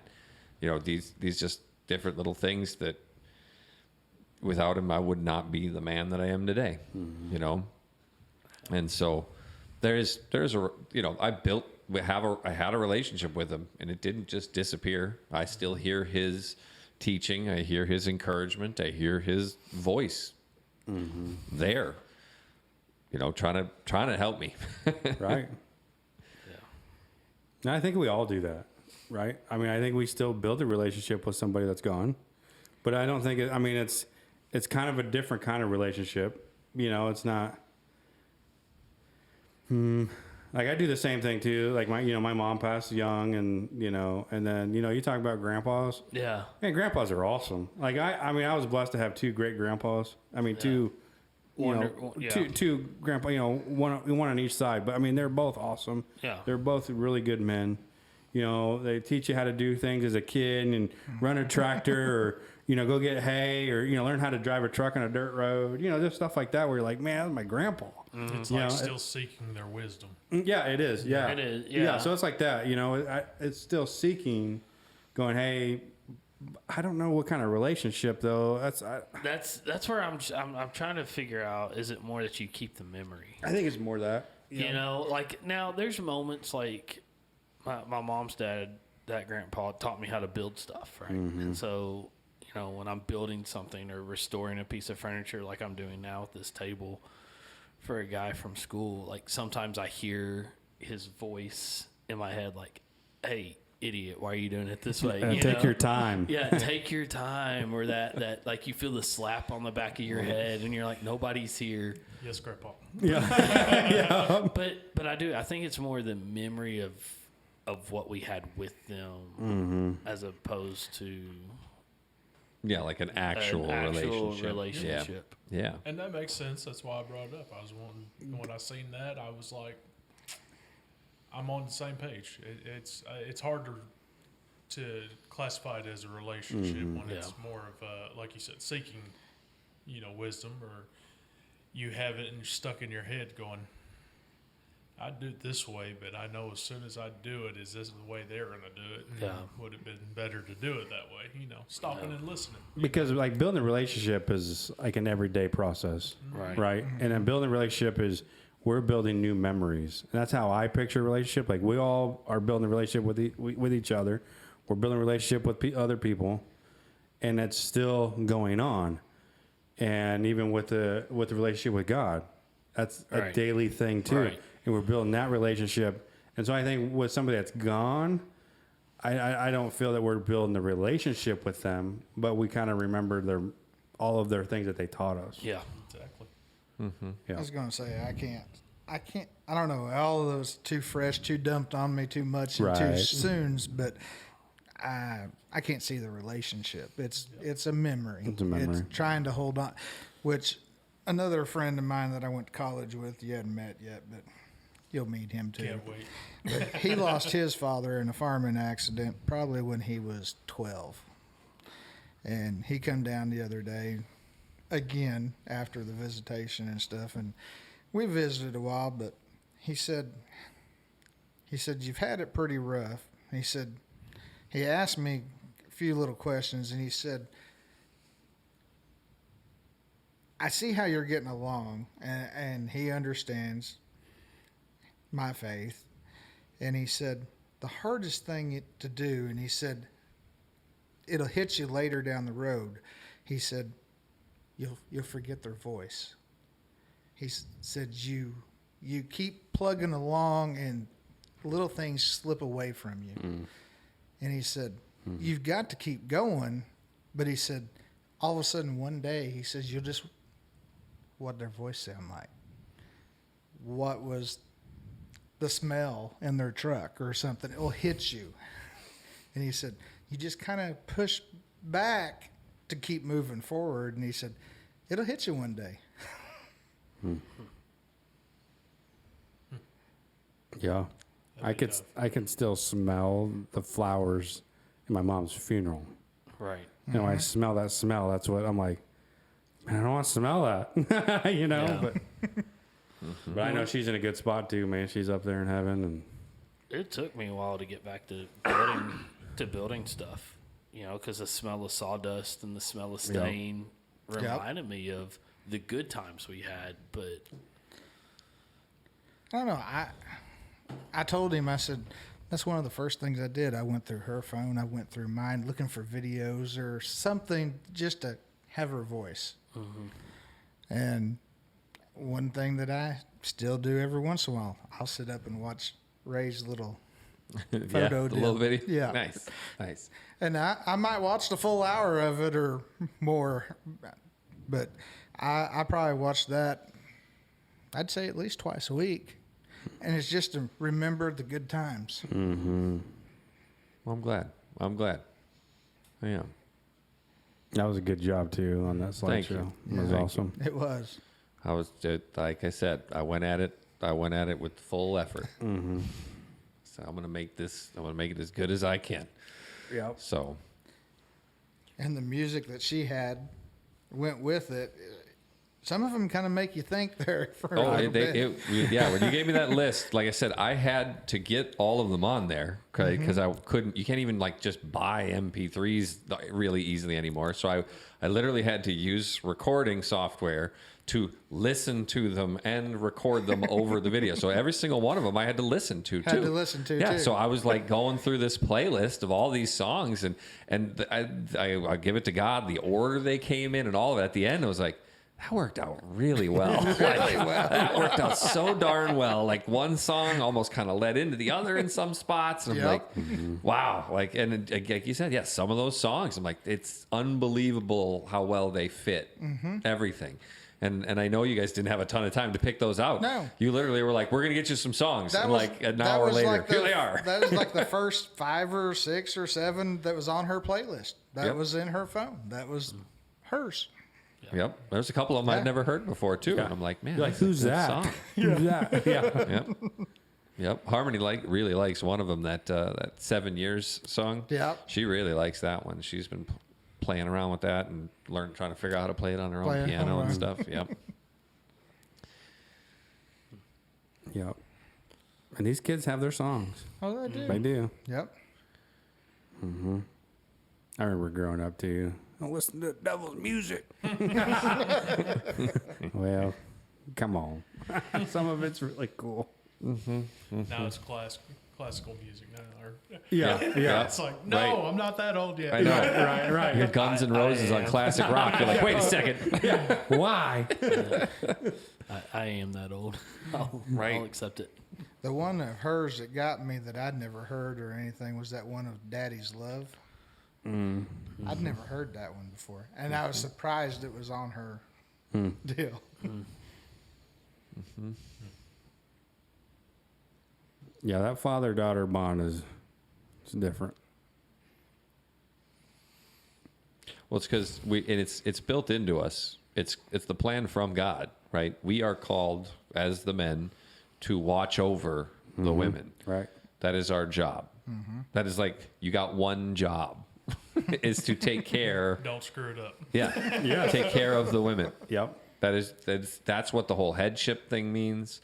That's what, again, some of the stuff we'll probably be going over, or we will be going over in the men's ministry Bible study stuff, is just, again, what is our job? What is our role? And that we understand some of it. It's just built innately into you, right? But our society is trying to take it apart, is trying to undercut it, is trying to remove it, right? And it's not by accident, Right. And that's a whole different topic. But it is being done on purpose.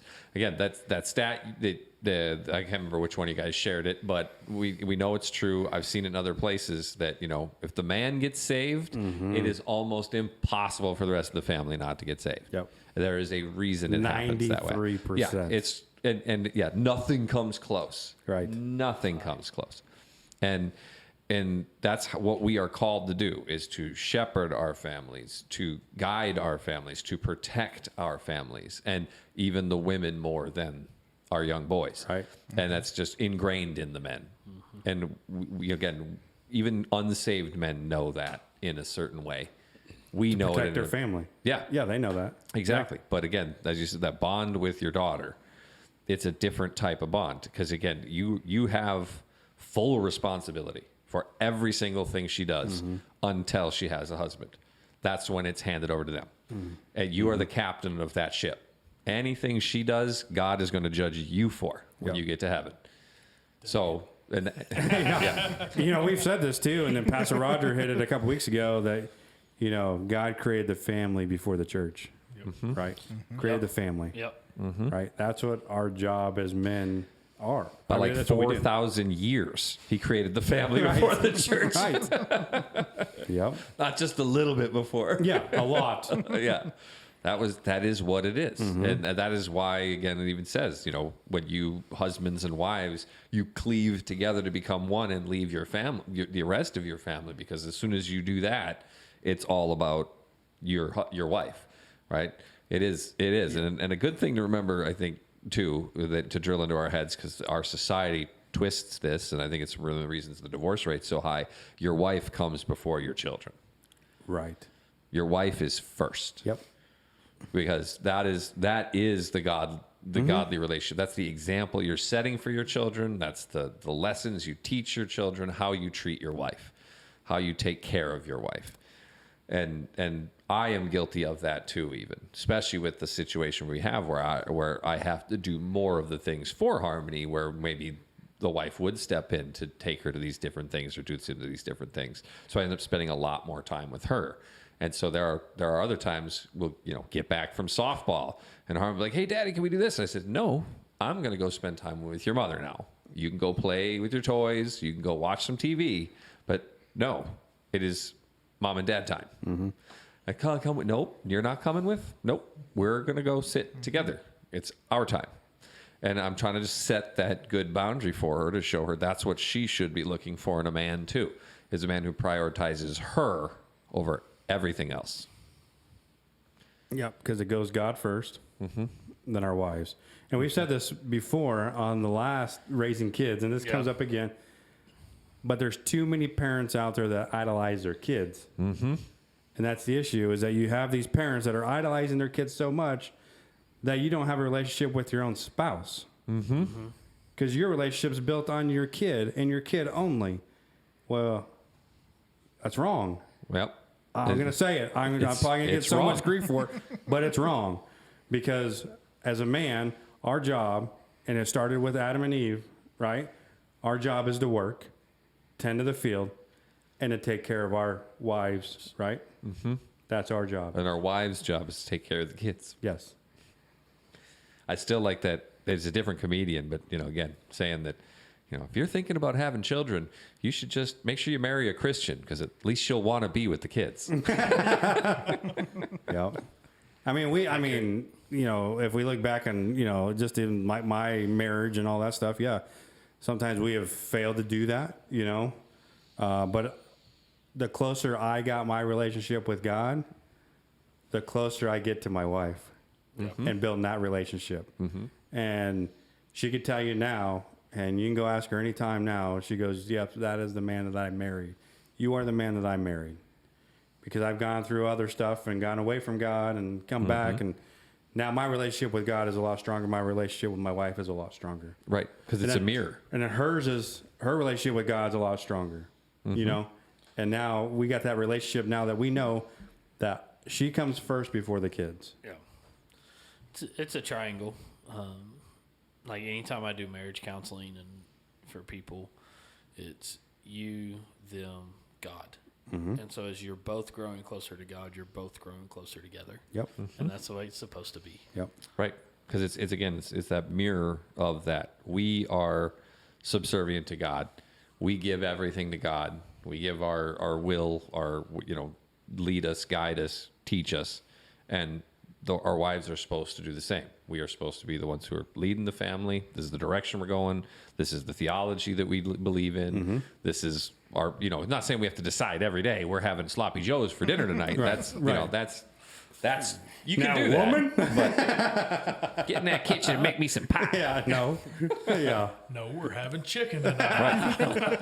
But again, we're supposed in a while. we are supposed to mirror Jesus. Right. We are supposed to be He set the example. the servant. Yeah. We should wash her feet.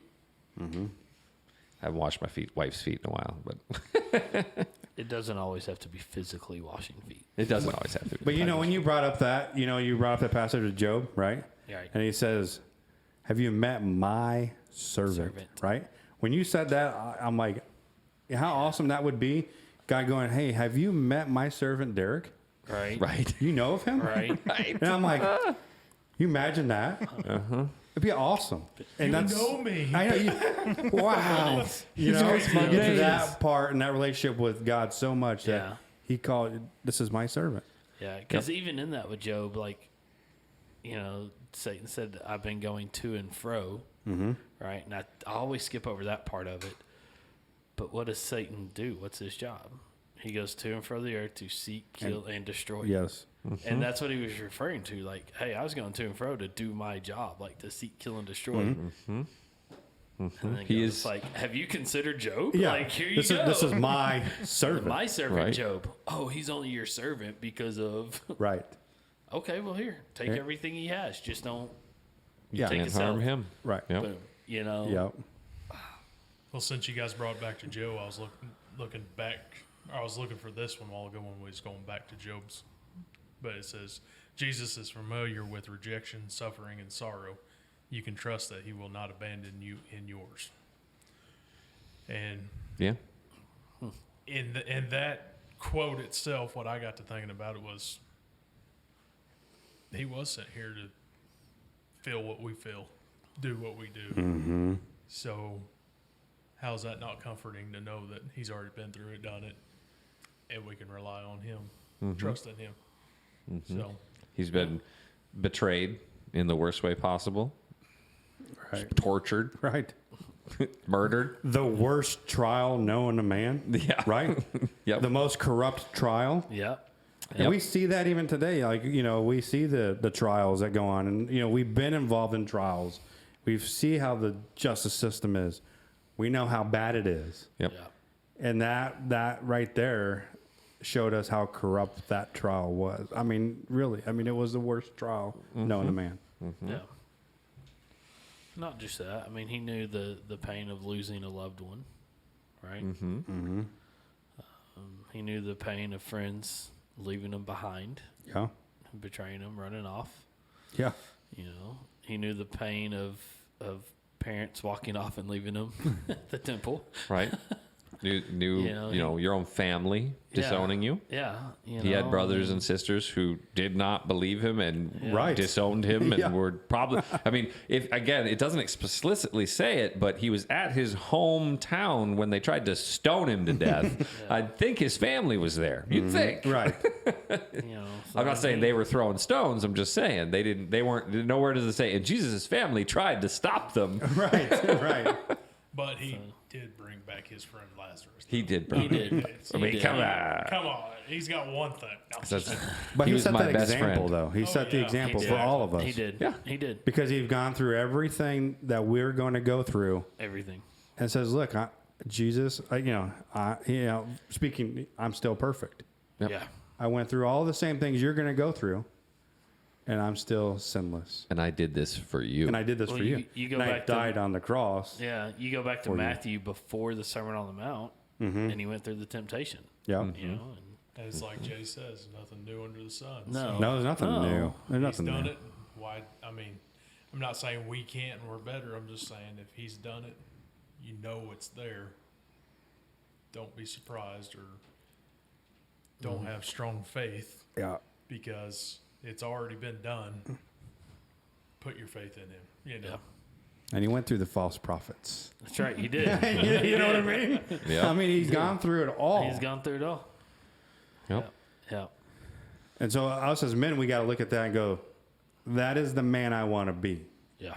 And I'm crying about this. Jeez. Right. Right. Yeah. Yeah. I got to wake up early for this. Right. I don't know. Thank Well, you. I mean- The good thing is, too, he went through some good times, too, I bet.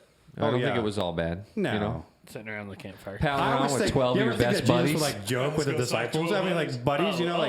hey Had man, to. you Had know? to. I mean, he got frustrated with them too. Why Yeah, don't he you did. all understand this? Where he'd be like, man, you know, yeah. Like, You where'd you get get those 12 sandals guys at? together, you're Where'd going you to get get those frustrated. sandals? Yeah. Why are you worrying about food? Did you not just see what I did? Yeah. And Jesus is going like, hey, look at my sandals. They're perfect. Yeah. You know? Have you seen that video Why where is there dirt on yours? Mine's clean. Right.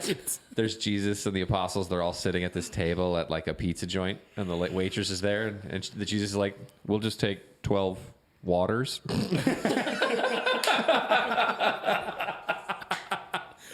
Yeah. Yeah. You know, that doesn't get explained in the Bible, but you'd have to just think of that. It was a good, some good times. Yeah. Yeah. And probably joked around a little bit and kind of just, you know. That's the part we don't need, right? Right. We don't need that part. Because But- we know how to do that. We do. Yeah, we got that down.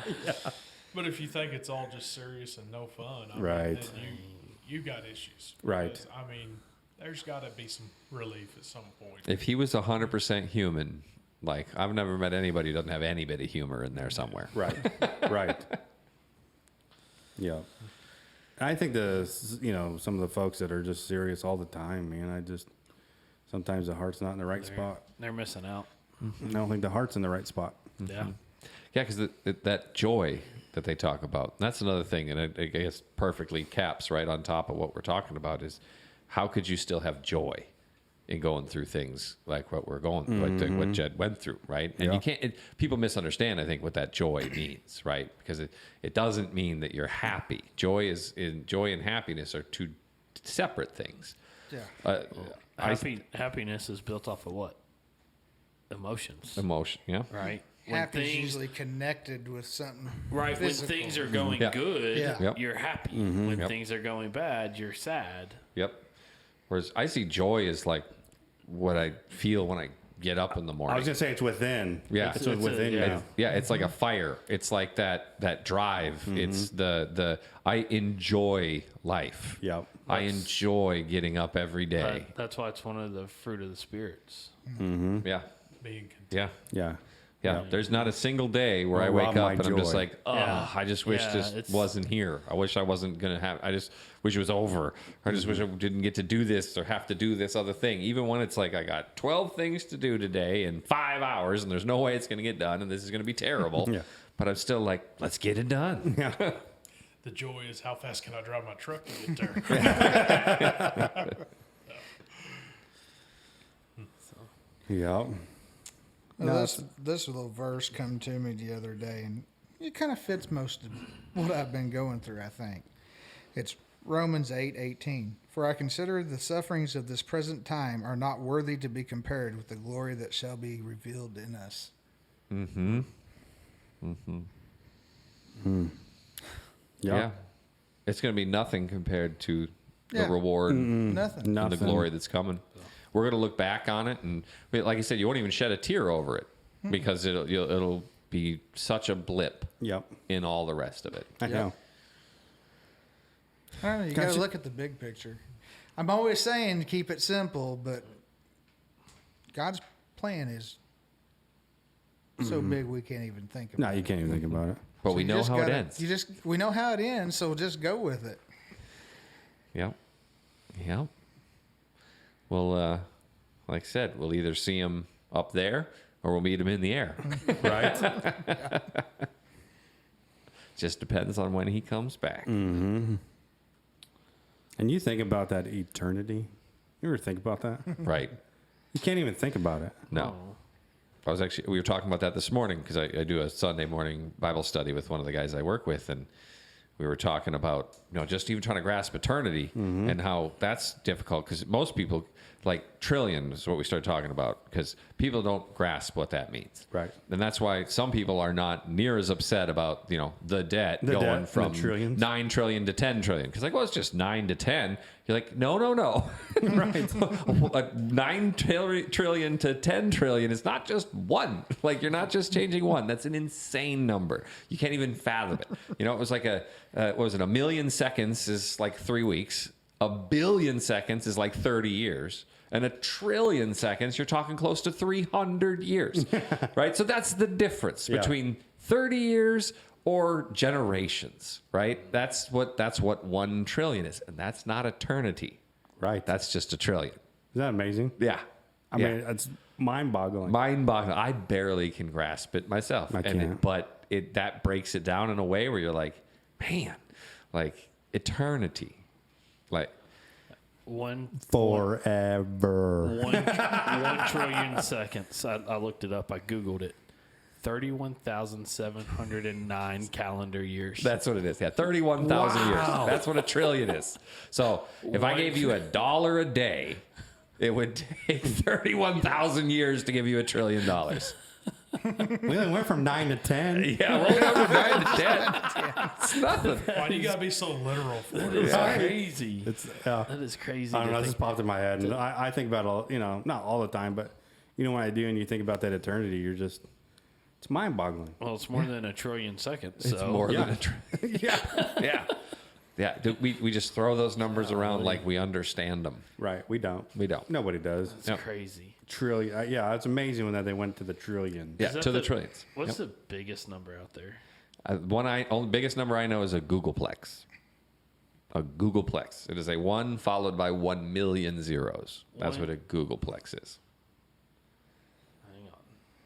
There's probably a bigger number. Hey, why do you know this? That's not even come from the teacher. Yeah, really. Because I drink coffee and I know things. That's what I do. I don't teach math. Good coffee. Yeah, I drink good coffee and I know things. Actually, I stole the line. I can't remember from what movie it is, but I used to tell people all the time. It's like, it's because between me and my brother, we know almost everything. If I don't know it, he does.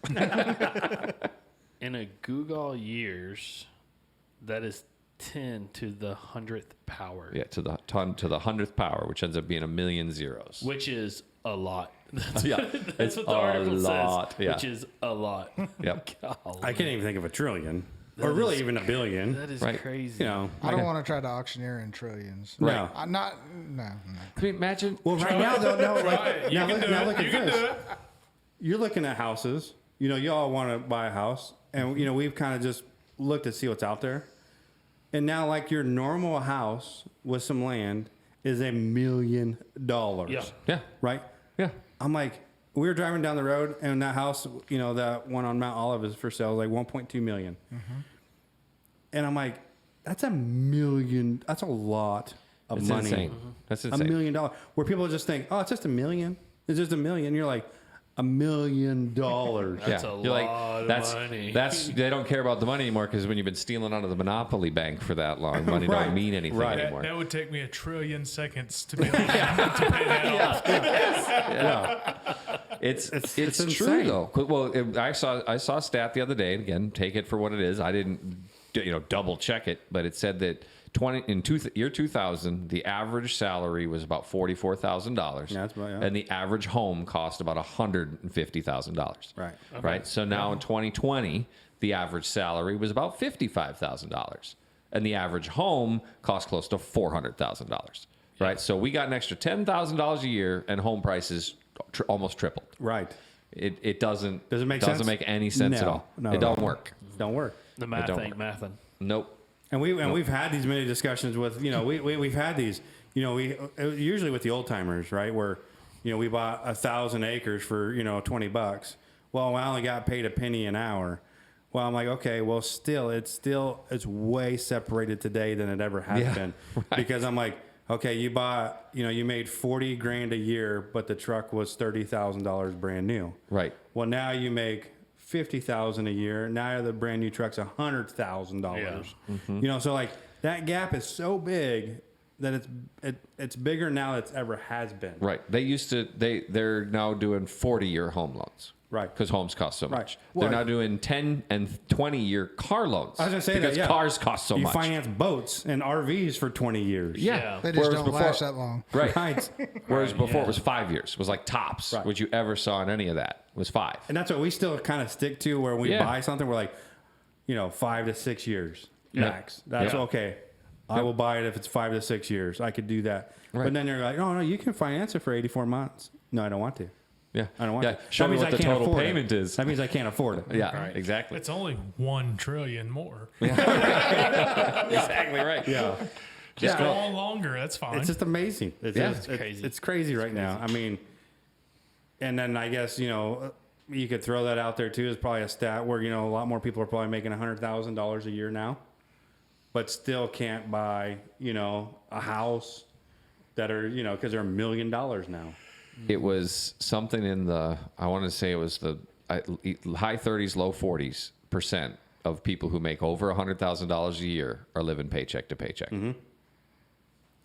I mean, that's unfathomable. Right. You went back when I was a kid. If your parents made $100,000 a year together, you were rich.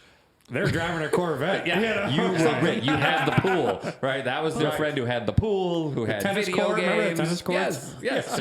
Because their parents made over $100,000 a year. Yep. Do you Right. think some of this, though, is because we tried to keep up with the Joneses? And so it's like you're trying to keep up with what they have, and so you're going to... No, this is the best explanation I heard for it. It was very recently, and it's because it's the monetary policy we have. They just keep making more money. Right. And when you make more money, that's not how things... It's all, you have the same pizza in front of you. Making more money is like making more slices out of the pizza. Everybody gets less. Mm-hmm. That's what keeps happening. Is they're like, oh, you're hungry? Well, here, let me just cut it some more. Now there's more shares for everybody. We all get smaller and smaller because there's the goods. I mean, yes, there's more people. There's more goods. That's growing, but not at the rate that the money is. Right. The money has grown so fast. There's too much money out there. And so when people have all this dispendable income, then you're like, oh, well, I can charge more. I'm charging more. Well, now I got to make more. Well, now I got to charge them more so I can make more. And it's just this constant vicious cycle that keeps going up. And I don't think there's an exit ramp. I really don't. I honestly think that the people at the top know that it has to crash. It has to go through a crash to reset because it can't just keep going up and up and up. It doesn't. Otherwise, you end up with things like you got in some of those countries where their economies did collapse, where it's like a loaf of bread costs you $1 million. It's like it was Venezuela. It was not too long ago. There's videos of just piles of cash in the streets because they just made the money illegal. Did you know that they did this in India just a few years ago too? They literally, the equivalent of basically saying 20s and 100s are no longer valid. They literally eliminated 20s and 100s and went to a digital currency, and they did it in just a couple of weeks. And it crashed their economy, and it crashed their society, and they're rebuilding from it. Nobody's talking about it because they're trying to do the same thing here. Right. So they don't want you to know what happened, but it's the same, and they did the same thing in Venezuela too. They're trying to convert over to digital currencies, and the only way to do it is to make paper money worthless. Right. And in these other places, I swear, I don't know if it's test running or how it's working out, but they literally were just like I said, in India, Venezuela, they made all the money worthless. They just said, as of this day, that money is no longer valid. And people had no time to react. Right. And then in same type of thing in India. It was like they announced on a Friday that like Monday, 20s and 100s were no longer valid. Could you imagine that? No. Now, granted, in America, none of us have big piles of 20s. Well, I shouldn't say none of us, but not many of us have big piles of 20s The and 100s. coffee cans in the yard that count, right? I was going to say, you never see my backyard. Right. Well, I've seen it. I just don't know where all the holes are. Yeah. Metal detector. But you just imagine that if all of a sudden they did. Use plastic coffee cans. There'd be a ton of people who would lose a ton of money. Right. Just like that. Mm-hmm. Yeah. So, sorry to put on my tinfoil hat for a second. No, but history repeats itself. Yeah. And we always say there's nothing new, right? Nothing Yep. new Nothing under new under the sun. And we're just going to repeat. That's from Scripture. Yep. And same things happened all the way throughout. All the way throughout. It's always been the case where, societies build up, they get big, they get bloated, and it's ridiculous to think that there are people who make more money than I do producing absolutely nothing. Right. And more money than probably all of us combined. There are people who make tons of money doing nothing. Right. I mean, they're doing something, but it's not producing anything. We've gotten to the point where someone can literally sit online and just almost do exactly what we're doing in this room. And for whatever reason, they're just, people are like, oh, I'll give them money to keep doing what they're doing. And they don't use it. Some people use it for good. Some people do not. So anyway. Change the subject real quick. Here we go. So a couple weeks from now, June 11th, I will be going to a church camp. We talked about church camps earlier a little bit, but it's a foster kids church camp. And so I just wanted to bring that up because I would appreciate having some prayer warriors because we already know, we know the foster care system. Right. Those of us that have been in law enforcement or education, or even if you just look at what's around, these kids come from pretty rough homes, and a majority of them probably don't know who Jesus is. And so that's what I'm fixing to walk into. It's gonna be a good time on June 11th. Oh yeah, it's gonna be a fun week. But I would appreciate the prayers for sure. Just kind of the challenges that we're going to face and the some of the bucking up and the patience and the grace, Right. yes the forgiveness, all of it, all of it's going to be Yeah, you're going to need it all all. going to be all week.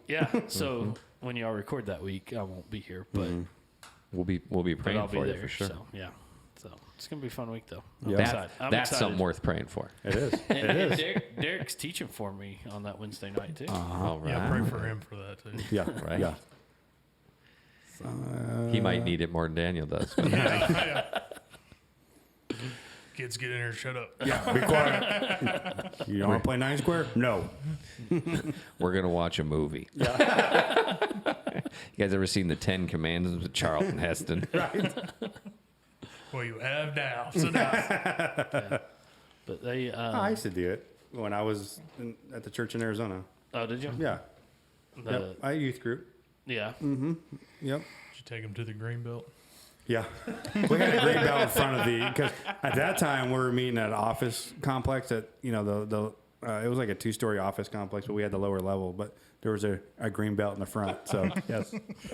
Don't make me send you out to the Greenbelt. Yep. That's great. So. Yeah. Yep. Well, do we got any final thoughts? We're approaching 2 hours here pretty quick. Wow. Oh wow. Yeah. Yeah, for nothing. We're about like an hour 40, probably an hour 45 in right now. Hey, did you remember to hit record on this one? Yes, I did. Okay. I'll have a final quote when you guys are ready. Well, we're ready. Well, give me a second. I got to find it. I thought you said you were ready. You said you would have it when we were ready. Yeah. I thought we were ready. Well, it wasn't in my iPad. You know, I did actually, one thing that, and I will apologize to our listener, who we actually did have a listener write in. Yes. And we got some questions, and we are going to cover them. We are. I wanted to make sure that I got time to give them to everybody and give you guys a little time to think about how you want to answer these questions. So I actually did print them out. I can't remember if I left them here. I got them in my folder. I'll make sure you get them, and make sure. So thank you for writing in, and we will be answering your questions next episode. I think. We got a couple questions I think we got to go through, and you know, and that's why we kind of wanted to give tonight, saying, hey, this is where we've been, this is what we've going through, this is what we've done, and now we're back, and so then we want to go through those questions, and hopefully we can answer them. Yep. Right. Hopefully we can answer. Encourage other people too. If you have questions, if you have a topic you want us to cover, please write in. You can send it into. I know I had it. It was Ray at Spiritual Debriefing. That will work, but I also created another email address that links to the same too, to make it less like it's all about me. So you have, you have two email addresses now? No, one's actually a dummy email address. Just makes it look like it's not my name. I can't remember what they call it, but it's one of the things they let you do. We make fun of Ray one time, and now he goes, oh. Did he just say he made me an email address? A dummy? Yes, a dummy. I made the dummy an email address. Thanks, Ray. And that was Derek. Well, for now, you can submit it to Ray at spiritualdebriefing.com, and I'll figure out what the other one is, and I'll maybe put it in the comments, or you can just write in the comments. We do get the notifications for those too. So I guess I don't know if it works if they write them in on like iTunes or iHeartRadio or all the other podcast sites. I don't know how that works. I don't know either. Yeah. And you can also find us on Rumble, which is, we're actually getting some viewers on there. Rumble. Yeah. Sweet. Yeah. Hitting that, conservative Christian version of Yep. YouTube. Hit that up, see what happens there. I'm just glad we're all back now and charge forward. That's all we can do, right? Mm-hmm. Yep. Charge. Okay. Oh, you're ready now? Yeah, I'm ready. I found it. God did not promise days without pain, laughter without sorrow, nor sun without rain, but he did promise strength for the days, comfort for the tears, and light for the way. Yeah. He did. He does. Yep. Yeah. We're never alone. He'll never abandon you. Nope. And even like you said, we have a breaking point. You can only take so much. And when you get to that point, we know there's only one thing to do, and it's give everything else to God. And he knows you by name. Mm-hmm. Yeah, another thing I said this morning, because I was talking to my friend and we were going about something, and he said, I don't know if yet I believe God pays attention to everything. I said, he knows how many hairs are on your head right now. Yep. He pays attention to everything. It doesn't mean he does everything. He doesn't step in. He's not up there a puppet master pulling every string. I mean, he can if he wants, but that's not how he leads our lives. He knows what we're going to do. He knows how it's going to turn out.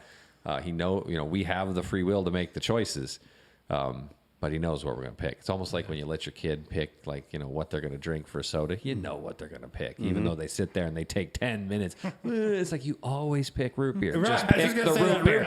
Yeah. I was going to say root beer. Yeah. Well, since you brought that up, I'll throw another one in. I don't know what that's like. So if you don't think nobody cares if you're alive, try missing a couple car payments. Man, that was. You brought it up. So Somebody cares.